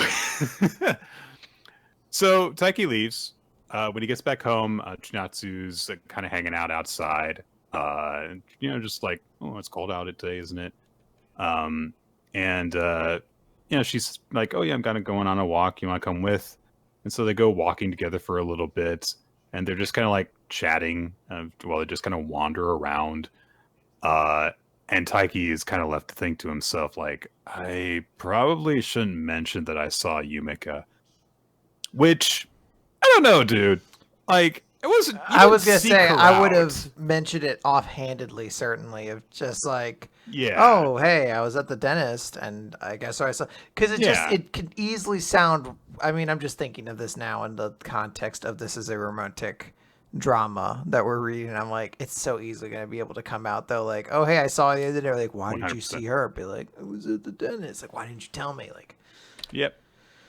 Or if Chinatsu finds out through someone else that like, oh, or like, the next time that she runs into Yumeka's like, oh yeah, did. So yeah, now your boyfriend knows that I blah blah blah and all this stuff, and Chinatsu's like, wait, what? And oh, Taiki didn't tell her. It's like, you know, it's I understand Taiki's reluctance from a real life standpoint of like, look, I don't necessarily want to like get into this. This is probably a touchy subject for Chinatsu, and I don't want to interject myself into this. I just know from, having a long relationship with my partner, just like I talk to her about everything. So it's like, yeah, why not talk about it? So it feels like it's going to come up at some point in a way that's negative to Taiki, even if it's a very brief problem that comes up. They kind of talk about just stuff for a bit. Chinatsu mentions she smells like curry, and like shampoo. And Taiki brings up like, he's saying that you smell shampoo is actually kind of creepy. Um, and Chinatsu says as they're kind of going through the neighborhood, when we were on the observation deck before, there were just all these individual little points of light, and now we're actually down here where it's so dense, and I feel so safe. It's like, that's Chinatsu, just like those weird moments of introspection like that. But I totally get that. Like that's a cool like thing. Like, oh yeah, this is the change of perspective is having an effect on her. They pass by a dog that goes crazy at Chinatsu, and Chinatsu's like, oh, it's so cute, because she doesn't care. And she apologizes to Taiki because of, like, hey, I'm sorry that for the things that Yumeka said, she hurt your feelings. And it's like, Taiki, just bring it up now. Just bring it up now. She's mentioned Yumeka. You can bring it up now. You can bring it up now. You fool. So he says, like, you played basketball together since you were little, and she's like, yeah. And she's always been a really intense person, and like, when I played with a ball when I was a little kid, I just wanted to like throw it around and stuff. But then I saw pro basketball on TV, and it was a big shock to me. And she immediately really wanted to do it, so her mom took her to go try out, play I some think it's youth very cute that basketball. like kid Chinatsu referred to herself as Chi. She's like, Mom, she wants to do this too. It's very sweet. Yeah, that is apparently a big little kid thing in Japan, to refer to yourself in the third person. Mm. Um, but Shinatsu was like totally awestruck again when she got to the gymnasium, and she saw, like, first thing, Yumeka playing basketball and being like freaking dominant, freely going everywhere she wanted to, scoring with ease. And when Shinatsu saw her, she was filled with admiration. Uh, and Yumeka was also the first person to approach Chinatsu when she was just kind of standing in the doorway. And in a very weird moment, Yumeka goes up to Chinatsu and just immediately says, you look like a piece in the game of life. And yes, that game of life, the board game of life. Because she's got a big head with hair that makes her head look bigger, so she looks like the peg that you put in the car. When you see like the shot she says it, and you're like, I can kind of see it. Very stringy, yeah. Yeah. Yeah, she's very thin in this moment. Yeah, so she does kind of look like it. And I do like that when they justify, like, what the hell do you make? Why would you say that to somebody? You make is like, I mean, I played that game yesterday, which is like, yeah, that is how little kids think. It's just like short-term memories, like everything suddenly relates to stuff they did the day before. I'm actually kind of intrigued to find out this coach who does not actually have a face. They are a faceless person and just has coach written across their face. This eldritch being that taught these elementary schoolers how to play basketball. I am the coach. I am a being simply known as Coach. I am as all that was that coach and all that ever shall will coach. Game on. Ooh. Yep. Intriguing stuff happening going on here. I look forward to more stuff happening, finding out more about this. You know what I enjoy, Nick? A real good What's puzzle that, with an adequate solution. Oh boy, you might like some of this chapter of Cipher Academy. Chapter number 8. The dangers are wars. The Isn't it the watchers dancers are are wars. wars? I can't read this font. The typeface is inverted so that it's white on black, and that makes it harder to read. Don't do that to your voice. You still have like another series to get through. I can do this as much as I Okay. want to. Okay, so Iroha is going to go and talk to Gogoi. Oh, he's got to find out what room she's in again. This puzzle is really dumb, and it was specifically said in the explanation that follows it that you have to work backwards from knowing the solution, which is only justified because of A, Iroha's just like solving instincts where he just knows the right moves to make, and B, the fact that he's done this whole figure out which class number it is before. The dots that are in a pattern, as it turns out, are the tops of a formation that is, when connected, spells out Roman numerals. That's the solution. It is an immense leap of logic to make it, even if you work backwards from knowing what the solution I get it. should It's a look Jigglypuff, like. viewed from above. It kind of is like that, yes. Kagoe is eating some food. Big honking Yep. fucking corn dogs, basically, it looks like. Like obscene much. that have like eggs and shit on top of them, or some kind of extra little thing. It's very, very extravagant. Yep. Iroha says that he was motivated because he's been working with Toshisai and Karuri. So, he's like, oh yeah, I wanted to really solve stuff fast. And he explains how he solved the puzzle. Then Kagoe is like, oh, brilliant. And since we have some extra time, here's another code. It's not a code, it's a puzzle. The math puzzle. Here, take these 4 sticks and make 5 squares. This is bullshit. No, it's not, Nick. It makes perfect sense. It's bullshit. The puzzle is take the 4 sticks and make 5 squares, not draw your own lines in to make 5 There's at no point does squares. anyone really, like, when it's first set up, like, you got to make it look like 5, and it's like, oh, I'll just draw the extra lines. You're like, yes, that does work, but like That does make extra lines, yeah. So the solution is if you arrange the sticks into a quadrant, like, an axis, then the angles between them are right angles, and in geometry you indicate that by drawing a square on the angle so you know it's 90 degrees. But wait, that's only 4 squares. Not if the imaginary already squares then themselves are formed into a 5th big square, which is what happens when you put 4 squares next to each other. Puzzle solved. So that's what Iroha does. He makes 0 squares, which is also 5 squares. And then Kagoe says, oh, I was actually expecting that you would form them into a single square.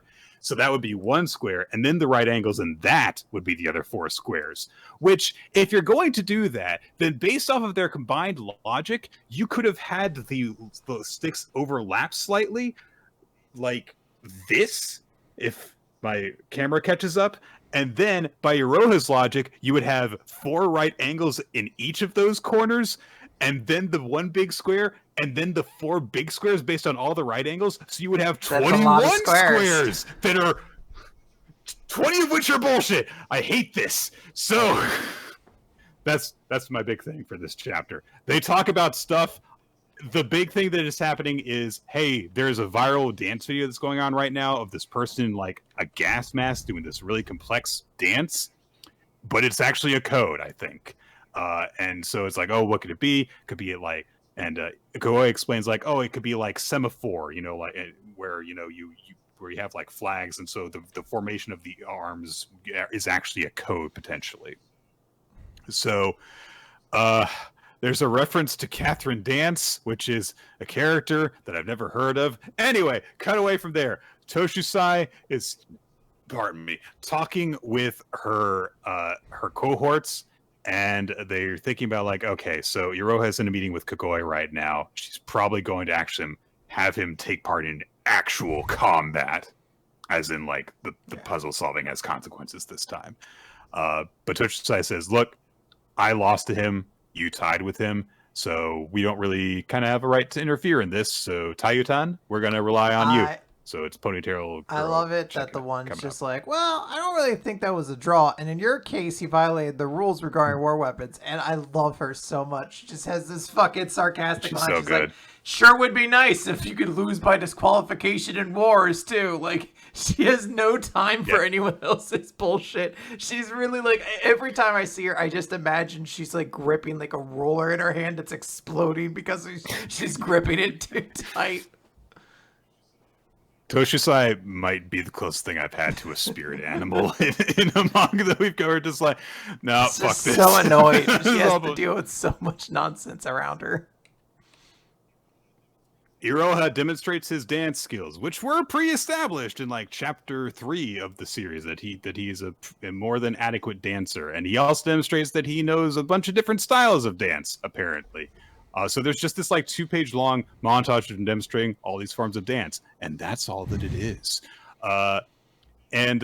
He finishes it with a joke that I don't understand. They talk about stuff. They talk about their theories on what the code could be, and they kind of break it down into like, okay, it probably has to do with like a letter system or like a syllabary. So like certain things are associated with certain letters or syllables, and they go over that. Iroha is thinking to himself about like, you know, whether this is kind of like overwhelming for him, but he says, you know, honestly, I don't understand all this stuff yet. But even if it's not a whole war, if I can stop a single violent military operation, then I'll be happy. And it's like, yeah, it's a noble thing. Like, hey, if I can like prevent people from getting hurt and dying, that'd be nice. Even if I do it literally just once. It's like, noble. If you are curious about what that reference was, Nick, of course, you can go to Professor Kagoi's one point and it explains that it's a reference to RRR, the movie. There you go. Yep, which I haven't seen. You don't have 3 hours of your life to devote for another movie? Okay. Nope. Batman vs. Superman. But Dawn of Justice. Nope. So Iroha says, like, you know, this dancer is like incredible. I was a cheerleader in junior high. Oh, there's the background. But the most I could really do was just kind of copy movements, which is perfectly fine for what they were doing here. Because there's the other clue. That's the clue. Iroha wasn't just demonstrating styles of dance. He was copying the dance in the video. And so he's like, you know, I feel like this, however, is not revealing a military strategy. It's an SOS. This person is asking the world for help. And that's where the chapter ends off. We are given the difficulty level for the puzzle, which I am pleased to report I have not solved, but as you might have found out if you had joined us over on the Discord server, which you can find a link to, which is posted under the YouTube video, I figured out what the clues were, which is that if you look closely at Iroha's hands during this dance sequence, he is making signs with them. At first, I thought that it might be American Sign Language, but certain hand symbols didn't work. So someone in the Discord server pointed out, well, then it wouldn't be American Sign Language. It would be Japanese Sign Language. And indeed, the symbols that didn't match up in ASL do work in JSL for the syllabary. The signs that work for syllables. Nick's still piecing this together. I don't know how many... I don't know what all the... I did not bother to finish translating it because I was like, oh, great. Then I'll have to figure out what Japanese word it's a cryptogram for. Good for me. Like, you get to do the work that the main character is going to do in just like 3 days. So, in contrast to the other 2 mini puzzles, this one's not total bullshit. I feel like there are actually enough clues that you could, if you put all the time into it, actually solve it. So, all right, Nick, let's talk about Ginka and Luna. Ginka and Luna.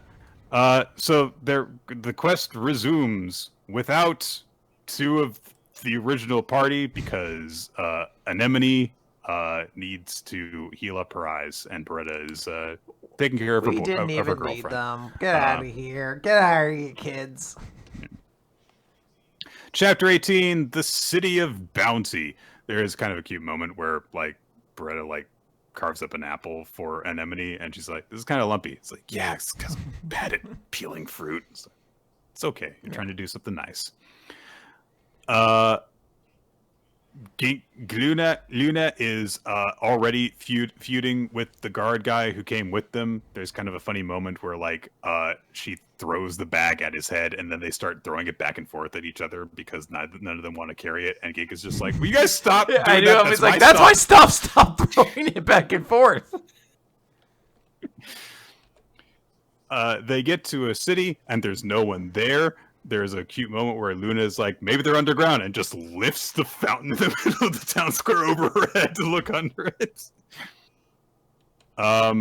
The guard guy is like, I don't trust wizards. I never will. And that includes you. And Luna's like, were you saying something? Because they're eating and she's distracted. So whatever.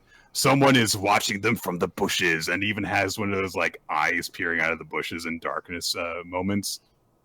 And then they get to another town, which is full of people. There's a festival going on because there's a Revivitide happening, which Luna has never heard about because, you know, she lived in the mountains by herself. And there is a little show being put on for kids that is talking about, that is kind of telling the story behind this, which is about the revival of Magaraka. A long time ago, there was a kingdom of magic known as Verrokia. All the people were magicians, and they used their magic to enslave other lands while they lived lives of decadence. They were greedy. They rewrote laws of man and nature and life, and they incurred the wrath of the gods. And so Magaraka emerged and swallowed the kingdom in one bite. And so we show our gratitude to the gods who have given us the blessings of nature and magic. There you go. Quick backstory there. I like how Luna's just joined the crowd of kids and she's raising her hand for a question. I like you're not one of the children. Cute. Stop that.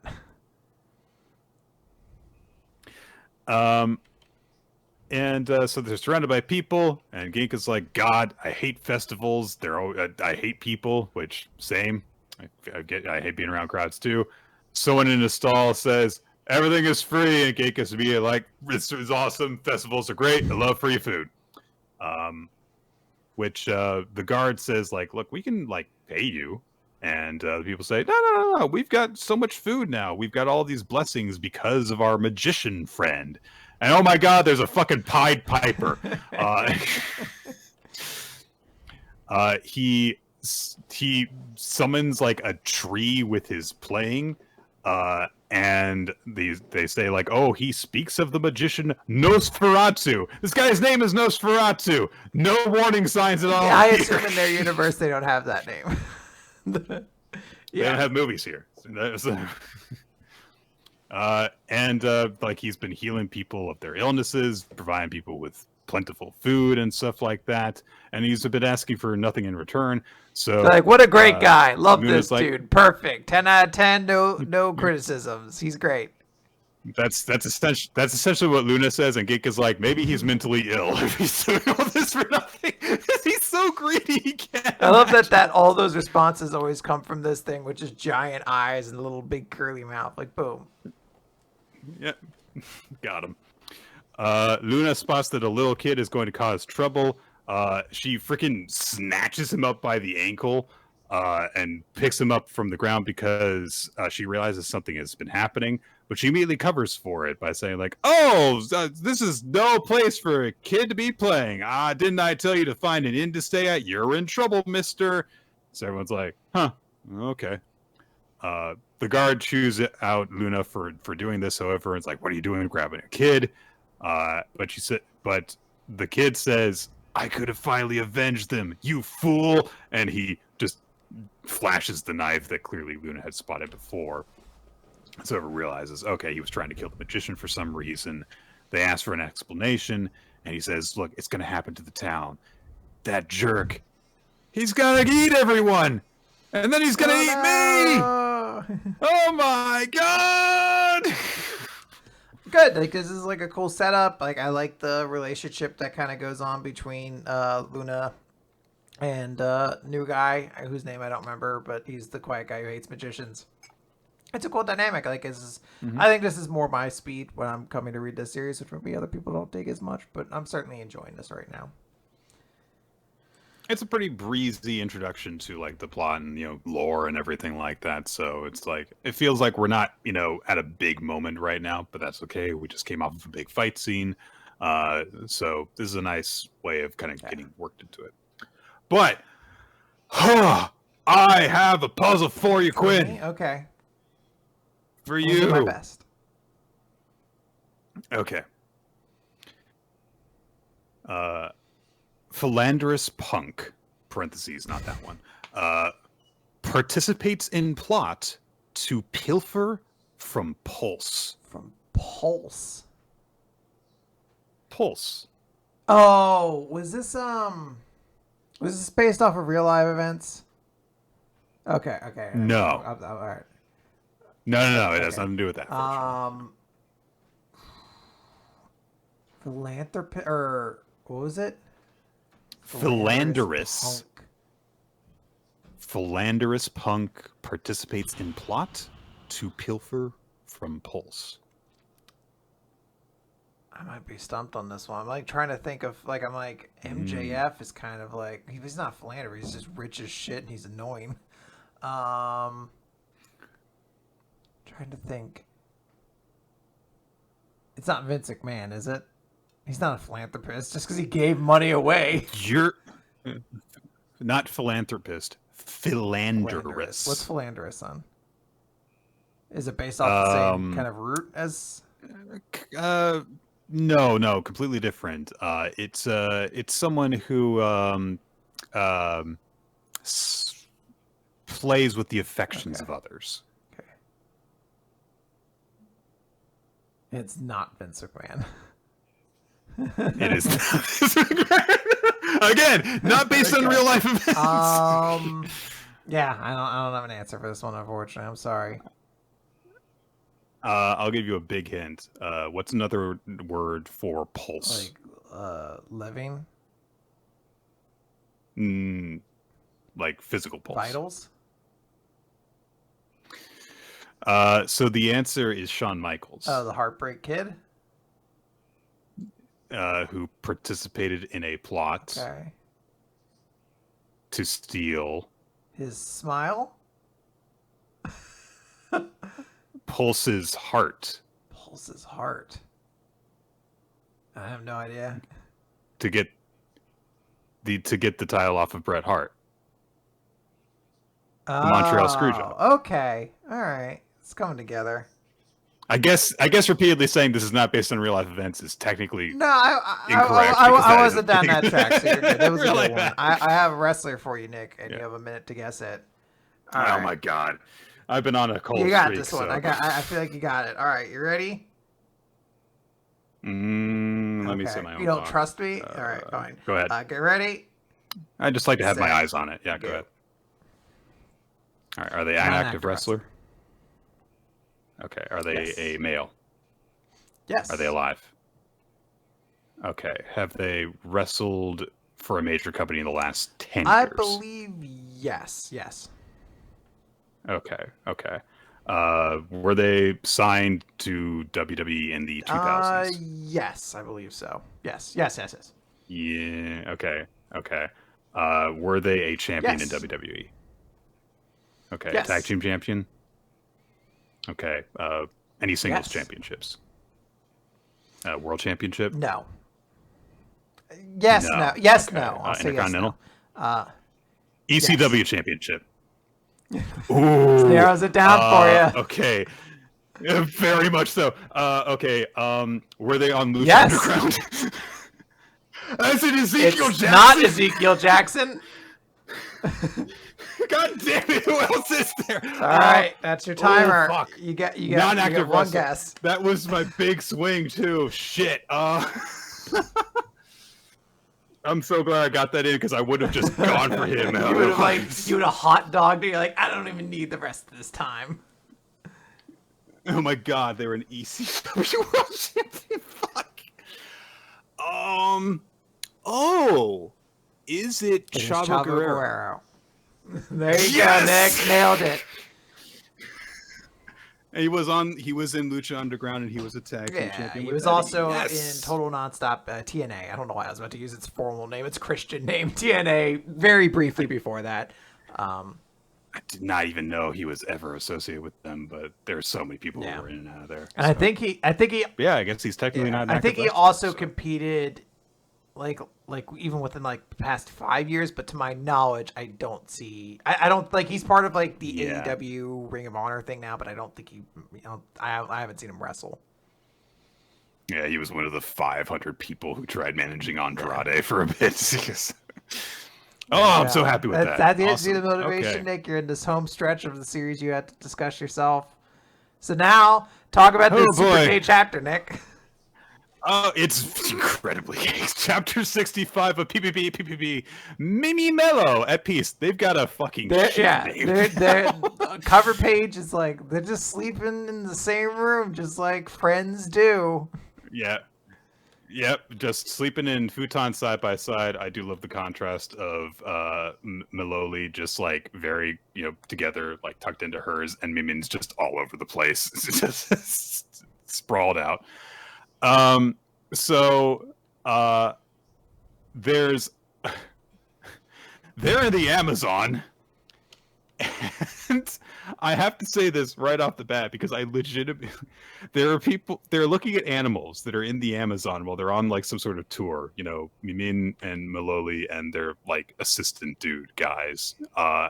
And they spot what they call an alligator, and either one of two things has happened. They have mistaken a caiman or a caiman, I forget what it's actually how you pronounce it, for an alligator, or Mapolo 5 thinks the alligators are in the Amazon, which they are not. Get him, Nick. Get him. Yep. Yeah, this is the weirdest thing that PPPPP has ever done, thinking that alligators dwell in the Amazon. So, the Mimin has gotten a melon from Maloli, which is very cute. As you do. It's just a platonic friend thing. She calls it the mellow melon. Yeah, apparently things are going well because they've got, a YouTube channel for everyone. They're like, yeah, stuff's going well. Mimina has hired the guys who were previously, looking after her and keeping her in line, and now they just work for her instead. So it's a nice, happy little relationship that they have. Mimin's like, oh, here, Melon, I got you a melon. And Maloli is very sweet about it because she starts to call Mimin by, Otogami, and she's like, oh, Mimin, because they're on a first name basis now. And Maloli's like, I'm going to give you more melons. Yeah, well, she gets called by her first name, is surrounded by hearts, and is excited. Yep. She's very happy. They go into their, hotel, apartment, what's there. They're talking about, like, freaking the animals that they've seen and stuff. I guess ponytail guy. I've already forgotten his name. Sadame. I guess he visits. He has some melon. Very briefly. Maloli and Mimin get into the bath together for the least gay part of the chapter because they're just kind of hanging out and talking in this bit. No, she jumps up real quick. She's like, "Hey, you can't do that." Yeah, she does. But Mimin is like, oh, this is so fun. And Maloli says, hey, I'm glad that you're doing okay. And Mimin says, oh, are you talking about the Amazon or my mom? It's like, she's clearly talking about your mom. Yeah, but with women, you're working with like on a different speed here. You got to be like, all right, I got to clarify here. Your mom, obviously. Yeah. Mimin says, I'm fine because mom didn't die to make me sad. It's a sweet sentiment. Which is a very interesting and revealing thing. Later on, they go and look at some sunflowers, and they're just kind of going around. Mimin's just living her best life. She's got her keyboard with her. She hopes to be her girlfriend with her. And Maloli says to Mimin, like, hey, I'm sorry that I tried to make you sad in the past. And Mimin's being like, it's okay. And she asks, like, hey, is it fun playing the piano now? And because I heard that you're studying piano at university. And Lily rather says, it is kind of fun. But then she says, Mimin, you love me more than my piano playing, right? That's why I realized I need to love my own piano playing, no matter how long it takes. And so I decided to look at that when I realized I can't love it now. I love your piano playing more than you. So even if you go to dangerous places, make sure to take care of yourself. And Mimin says, okay. Hey, let's play piano together. She gets her keyboard out. And they're like, yeah, we'll play Pavane for a Dead Princess. Yay. And they literally make beautiful music together. Platonically. And, platonically. And we cut over and Rage-Rose wearing some headphones. So that's what he's doing. So this is like a very gay and fun chapter where we get to hang out with these characters. Nick, I have a bad feeling about this chapter. This chapter read to me like this series is wrapping up. This kind of feels like we might be reaching the end of this felt like a closure to this storyline, and now I feel like we're gonna do something similar with Reijiro, and then we're gonna have some confrontation between Gakwan and Lucky, and that's how we're gonna close off this series. That's just a weird vibe I got reading this chapter. Yeah, I think this is I really like this sentiment that is shared between the two of them, where Maloli, she's not like okay with herself, but she is at the point where she is able to fully admit that, and she's able to say like, hey, look, I'm making some changes, so take care of yourself. And Mimin, kind of without saying it, is like, yeah, I'll be here for you while you're working your stuff out. It's very sweet. Very, very sweet. Good chapter. We got to talk about Mashle now, Nick. This is Mashle, Magic and Muscles. Chapter 140, Mash Burn Dead in the Ultimate Form. I am currently torn between two worlds. One end wants me to say a lot, so Nick has plenty of time to rest his weary voice. The other part of me is like, oh my god, this podcast needs to end. So we'll see which one of those reigns supreme here. Mash gets cut. It's in his back. And he's like, I hate it when they're too strong. And he starts powering up and he goes, weakness mode. And they're like, what's going on? And he basically just empties his head and becomes kind of like a dummy. So every time like a sword hits him, he's just like, whoop. And they say it's like essentially the same as like trying to punch a piece of paper. Like it just doesn't work. And they're like, Milio Duel is like, yes, contraction is how muscle fibers first demonstrates its power. The greater the gap between the contraction and the state of rest, the greater the kickback. And, he gets hit and then just swings a big foot up and hits. And they're like, yes, it is the perfect muscular form. So, Doom reveals his trump card. His like 7th trump card in this. He really is just Taguro at this point. And he's like, boom, this is all my power. I am unleashing everything I have. For a brief period, I wield power beyond comprehension. And he's attacking Mash, and Mash just like jumps, like dodges onto the sword, and is just doing like a gymnastics routine on it.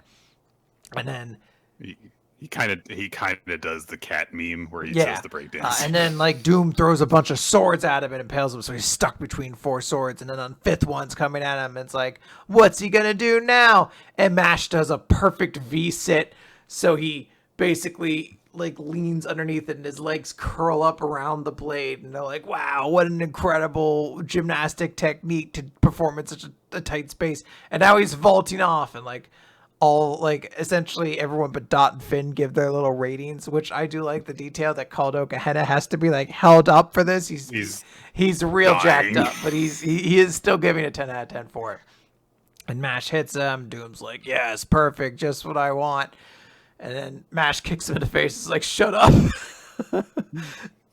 Please stop talking about how much so you want Doom this. for the 8th time in this match, reveals his trump card and activates his thirds. And he's like, I've summoned a copy. Every one of them is as real as I am. There's no way you can beat this. Show me you can surpass me, Mash. And Mash is like, you better not be stronger than me, or else I won't be able to go home. And Doom is like, Doom is just speechless. He's like, I'm gonna drag in fights left and right because everyone wants to see you stronger. Won't someone think about what I want? I want to end this so we all go home. And chapter ends with Doom being like, I like your spirit, but only one of us can be right. So they charge towards each other, and we're going to have a big climactic, maybe end to this fight next chapter. Who knows? Maybe. It is a funny chapter. There are some like entertaining moments. I wish we had Austin on this chapter because I could at least point to things and be like, see, they sometimes get jokes. They're silly points sometimes. Yeah. Like the little gymnastics thing wouldn't happen in a serious manga like you keep seeing. But I also, at the same time, like, Doom needs to just be done.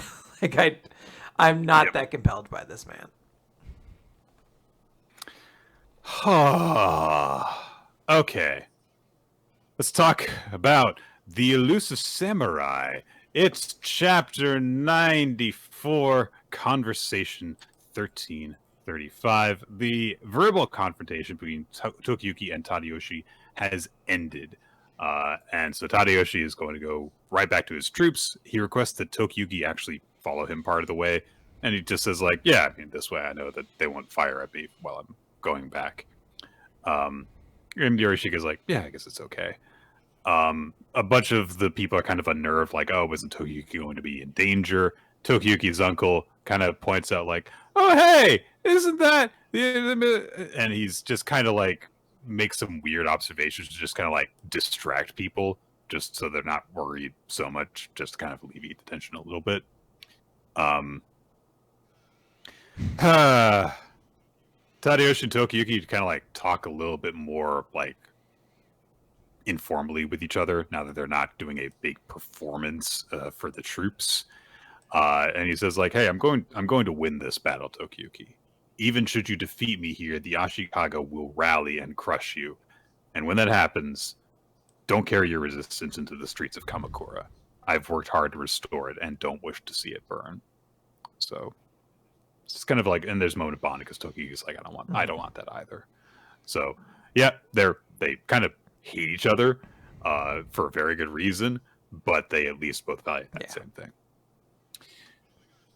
But oh my gosh, this is a surprise attack because Tadayoshi's plan had another purpose to it, which was just to buy time while an ambush approached from the rear. And yeah, so just after this moment of bonding between Tadayoshi and Tokiyuki, Tadayoshi's like, oh, just as planned, rides off, and Tokiyuki's like, I hate you! And there's kind of just a moment where we get just a reestablishment of what Tadayoshi does, which is just play off people's strengths and weaknesses so that he gets in an advantageous position with a character that's been dead for a long time at this point. Whatever. So he rides off. He declares the attack. We get this breakdown of like the force of the Ashikaga has been split up so that they're attacking from all fronts because now they're attacking from all sides, and they're also forcing the Hojo forces to go across the river into arrow fire, so they're in a very bad position. Everyone's like, my God, Ashikaga Tadayoshi is a brilliant military strategist. And just as I was going, what the fuck was the whole point about Tadayoshi being a bad military leader if now we're getting all these points that he's a good military leader? And the series does actually answer me this time when I was like, "What? Aren't you contradicting yourself?" It's like, no. You see, there's another thing. And so Yorishige calms his generals by says, like, look, I need you all to survive these forces for just an hour. They say, like, look, if we split the forces, then we're going to get completely overwhelmed. And he's like, no, just for an hour, because there is a thing. There is a reason why people say Tadayoshi is weak in battle, and his discussion with Tokiyuki revealed it. And we cut over to the Ashikaga forces on the left wing of this branching attack. And there's some conversation going on between like a footman and the Hisashi-ban of this group, Miura Tokiyaki. And they're just talking about like, oh man, they're like, your fighting spirit is so great and stuff. You're so good, and he's just kind of like picking his ears out and being gross and stuff. And Tokiyuki's uncle has just shown up at his freaking doorstep. He's like, and he shows up, and the guy doesn't even realize, like, wait a minute, you're not supposed to be here for a second, and he manages to gouge his own brain because he's so shocked. He's dead now. He's dead. Yeah, that is all the way up to the second knuckle. That's deeper than your finger should go. So he's like, what are you doing here? And it turns out that when Yasuye, Takayuki's uncle, was talking with one of the soldiers about like, oh, hey, what's that over there? They actually had a conversation about stuff, and the soldier said, yeah, my older brother betrayed the Hojo and exiled me from the clan, and he leads that army over there. And he's unfaithful, and he's quick to change sides despite being a strong commander. So Yasuye has just shown up and is like, yeah, I was just impressed with how Tadayoshi came out to parlay, and I decided I wanted to try it myself. He pulls up a chair and says, why don't you join us? Because if you do, we'll win. And everyone's like, there's a bounty for this guy. We could seize him and capture him for the reward. But we don't get to see how that resolves, as instead we end the chapter on Yorishige giving a big inspirational go get him Tokiyuki thing so that you lead the troops and we fight and stuff, and that's where the chapter ends. We're moving less story along. It's an intriguing little thing. Glad the uncle gets to do some stuff, but we will move right along then to Black Clover, page 348. Determined, Asta has shown up. It has saved the day. They're like, whoa, what's going on with this? He's talking with Sabretooth, who is like, it's some kind of transformation. Yeah. From the look of like it looks like one of Ichika's relatives showing her an illusion. And Asta's like, yeah, that's what I figured, because there's no way anyone would beat Ichika at a fair fight.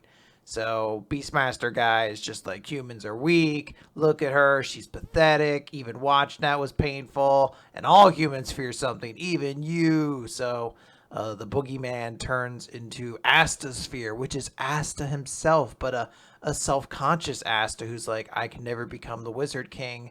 Yuno will. I don't have Yuno's talent. And it's Asta's like, oh, I didn't see it. I was being careful not to. What I'm scared of is my own weak self. And he cuts it straight in half. And he's like, sorry, I just got back from slashing up my own weakness. So you picked a bad time to come at me with this. Mushukatake, who is a character name that I will do this once because it's right there on the page. And then after this, it's just going to be old Mushu. He's there and he's just like, yeah, that's it. That dude, Lydia, when he was training with us, he actually found it, his own missing answer. And we go into Asta's little, thought process again, where he's like, I don't have talent, but that's why I have to get stronger, because I have to make up the work for all those geniuses who have everything better than I do. I don't have talent. I don't have time to waste. I have to get stronger. And if you lose to somebody, just get stronger than that person. Never lose to them again. That's the kind of Wizard King you want to be. Be determined to be the strongest. And we had like a cool big panel of like Asta's determined expression. And the beast magic users like in that moment recognizing a tough enemy. Yeah, he like turns like a cat. He's like, he's like, his fight instincts came in. He activates the beast magic move, Holy Hunting, and he's bouncing around. He's so fast. He's like, a human could never be a match for a paladin, let alone Master Luscious. And Asta's like, he's calming down. He's getting ready. And Beastmaster guy's like, if this hits you, you'll instantly die. Very convenient. But Asta just notes at this point, I could see it. And he strikes with Zetten in a big, cool panel. It's 2-page spread, and we get like Zetten done in a very stylized font. As he, good job, Ace. Just slash this guy fucking right in half, basically. He does. It's just a big stroke, but it looks very cool. Like you just see the blood spurting like across the hand all the way up the body. And they're just like, wait, the enemy's Yoyoku changed? No, reverted? And it's like, yeah, I bet he only slashed the magic of the paladin or whatever that thing is. That idiot was just overthinking it. It doesn't matter how incredible the spell is, all he has to do is spot the moment it's cast. After all, anti-magic erases magic. His anti-magic Zeton lets him move after his opponents tip their hand and win no matter what. It's the ultimate counter-strike. And then as to finish the chapter, I say, "Sister, I'll save you now."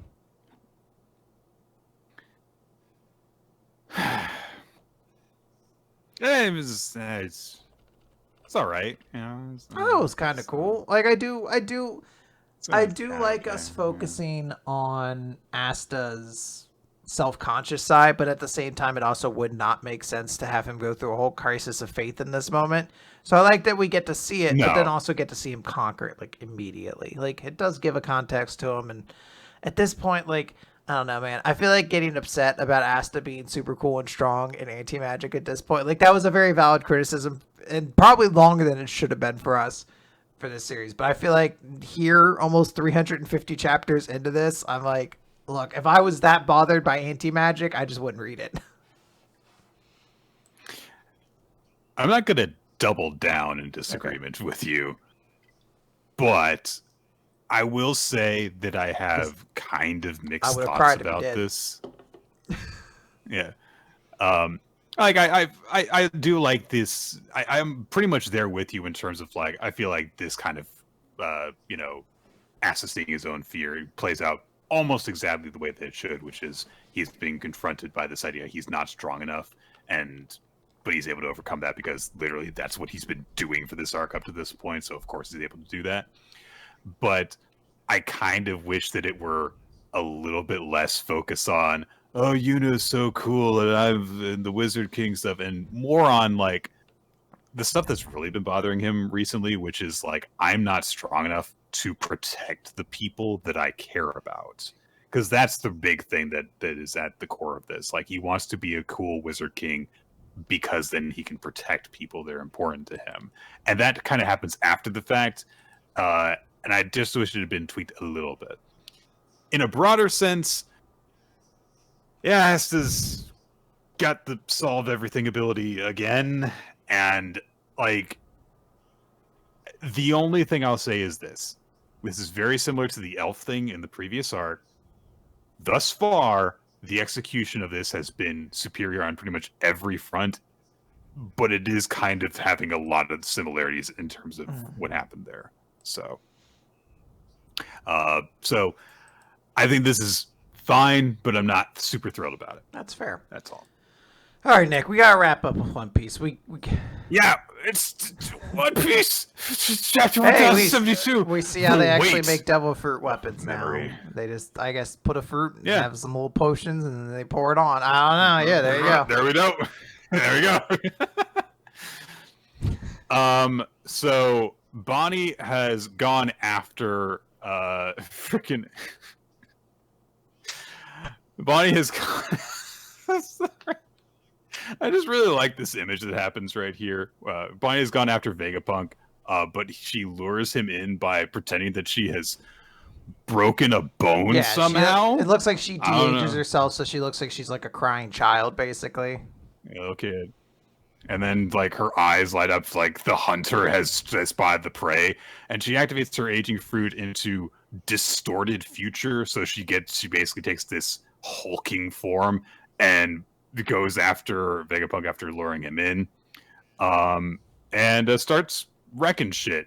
And Vegapunk brings up like, "Look, if you kill me, it won't solve anything." But Bonnie stabs him with her pipe and uses her age skewer ability, which pops out Vegapunk's age and turns him into a little kid in a way that actually is very similar to how her dad's power works. So she's turned Vegapunk into a little kid, and he's immediately like, "No! Give me back my age and my experience and stuff." And Bonnie's like, "Look, my heart doesn't work on living things, definitely. Shut the fuck up. Why'd you kill my dad, you asshole?" We cut away before anything's established there. Kuma's climbing up a wall, while Vegapunk insists to Bonnie, "If I tell you, it will only hurt you. I made a promise to Kuma that I would never tell you the reason why." And Bonnie, of course, is like, "That's fucking bullshit. I don't believe that." It's like you turned him into a mindless machine, took away his free will. He's basically dead. You're a liar. My father would never just choose to die and leave me behind. You have killed him. And Vegapunk says, like, look, it was hard for me too. I don't want to remember what happened. He was a great man. He was my good friend, and I love him. But I can't tell you. And Bonnie goes into child abuse mode, which is I don't know, because the Vegapunk's not actually a child. I think it's very funny. So, but she hears a beeping noise and goes to investigate it. And Vegapunk's like, no, don't, no, that's nothing. It has nothing to do with has Kuma. Fucking paw print symbol on it. Like, I shouldn't have done that. That was a dumb move on my part. Smartest man in the world, and I really did a dumb move there. Bonnie decays the lock off with her aging ability, which is pretty cool. Opens up the door, and there's just a giant paw bubble floating in the middle of the room. And so she goes up to it, and Vegapunk flashes back to how it got here, which is that Kuma had his memories pushed out so that he could forget something. And that happened. Vegapunk says, "Don't touch it. That's pain. It's enough pain to be lethal." And Bonnie's like, "No, it's not. I know my father's powers." So she reaches out for it. She realizes this is my dad's memory. Meanwhile, Kuma is fighting with a bunch of Marines who are trying to stop him from rampaging through all the cities and stuff that he's going through on the way to Egghead. Lucy and company have somehow made their way into the lab phase in the Egghead Dome because apparently there was a systems malfunction. And now they're like, oh, well, shit. It's a good thing Zoro and Brook are down there, so they should be able to hold their own. But Vegapunk 1 says, no, the odds are worse than what you think because the Seraphim have reached us too. We're fucking screwed. There's all these super elite enemies heading towards us. So they kind of go over a bunch of the situation, and there's like an authority chip breakdown thing, and how bad things are, and stuff. And Sanji's like, I want to do a thing because I'm a pervert. Just the stuff happening. Brook and Zoro are facing down against Kaku, who is like, yeah, you can't beat me, you can't cut me, and he's like winding his neck around in this weird pattern, and he has a technique called Kilimanjaro, which is pretty great.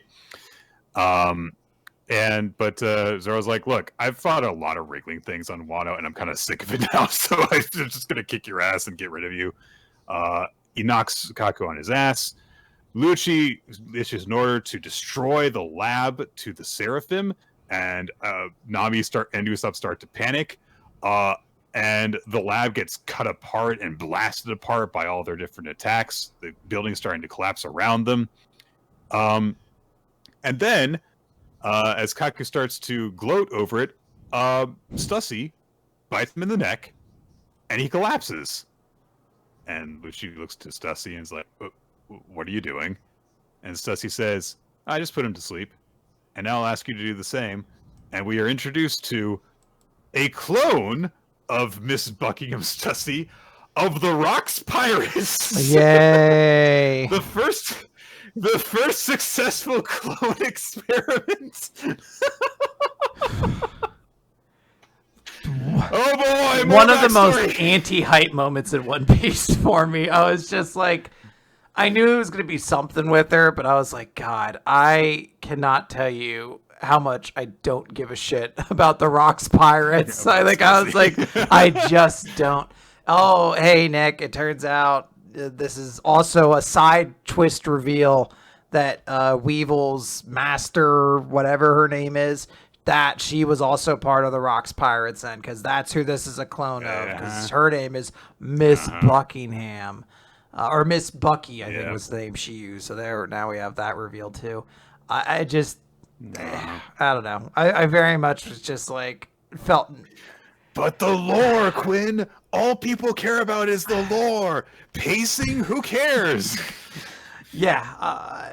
Lore! Until we get whatever fucking flashback we're supposed to get about Rox D. Zebek or whatever his fucking name is, I don't care about this. I don't care about any part of this, unfortunately. All right, that is it for Weekly Manga Recap this week, everyone. Favorite chapter and MVP. What a weird roller coaster. Yeah, it felt like we almost should have reversed the series order because we were much more positive on everything at the beginning. This one's tough. This one is tough. I think I'm going to give my chapter of the week to Undead Unluck, which was real. I know. Here's the thing. My MVP 100% has to be Gentle. Like, it just has to be. And I'm also like, does it also just win my chapter of the week as well? Because it's really, really cool. Yeah, screw it. I'm gonna give it. I'll give both of them to My Hero. My Hero and then Gentle are gonna be my chapter character of the week. Cool. I specifically do not like double dipping. I've done it sometimes before. I was tempted to in this case, but I'm going to make my chapter of the week My Hero Academia, and I'm going to actually make my character of the week be Margaret, because didn't expect the jumping over the police line and tasing the bad guy to save the day moment. I always like the big unexpected things in different series, so that's going to be that. All right. The audience, by the way, has a tie between Undead Unluck and My Hero for the chapter of the week, and then Gentle, of course, ran away with character of the week. God, respect Gentle. Okay, guys, that is going to do it for this episode of Weekly Manga Recap. It's been a 2 good weeks one. since I listed you or whatever. I don't remember the name of how that song goes, but something Sailor Moon, or that might be a different one. I don't know. Okay. It's been Weekly Manga Recap here on twitch.tv/RoloT for the live broadcast. That's right, we go live on Wednesday evenings here from the Streamy Times. If you want to know exactly when it goes live, you can follow us on social media at RoloT, at NickFTime, at WMR Podcast, and also join the Discord server. Participate in conversations and chats about the chapters that we are reading, the series that we're reading for recommendation, etc. You can also participate in bi-weekly game nights and, again, get alerts on that stuff. You can also be directed to the Google Doc maintained by Ninja X3i, which keeps track of all sorts of fun statistics, such as, stuff that was covered at the beginning of the year that Nick will have forgotten about in 1 year's time. So look forward to 2024 for that kind of stuff, as I forget about this whole bust thing on Spy Family entirely. 100%. Will you be able to remember the Chainsaw Man chapter? I don't know. Like, it's a great moment, but it's a very innocuous moment, So, we want to thank everyone who supports us on patreon.com/weekly manga recap if you want to support the show financially. And also be sure to check out the video version of the show on youtube.com/weekly manga recap, the audio version on Podbean, weeklymangarecap.podbean.com, and anywhere podcasts can be listened to, generally iTunes, Spotify, etc. And we also want to thank Milo Jack Stillitz and Wizardsdale Chitter for creating the opening sequence to the video version of the show, and Steve Man, whose title cards you can see on some episodes as well. His art can be found at twitter.com/SteveManArt, and Steve Man Art pretty much anywhere that boobs can be drawn on. Just type it in, you'll find boobs. Mm-hmm. That's not an exaggeration, you will like it. All right, Quinn. It's time to bring this... horse ride to an end. Riding horses? Dude, they've been real behaved. You know who else has been real behaved? Professor Peanut's back there. He's still back there. He's still back there. No, hold on, I'm mistaken. He was never here at all. That explains it. I really thought, I was like, look at my little man. He's so polite. And I looked over, it's like, never mind. He left probably hours ago. He's throwing like a bunch of plates. Oh yeah, I get outside and there's just daggers stabbed into pictures of me. I'm like, I'm sorry, I'll feed you now, Jesus. Oh, you just did you pick up my subtle signals? Maybe. All right, that's it, everybody. Bye.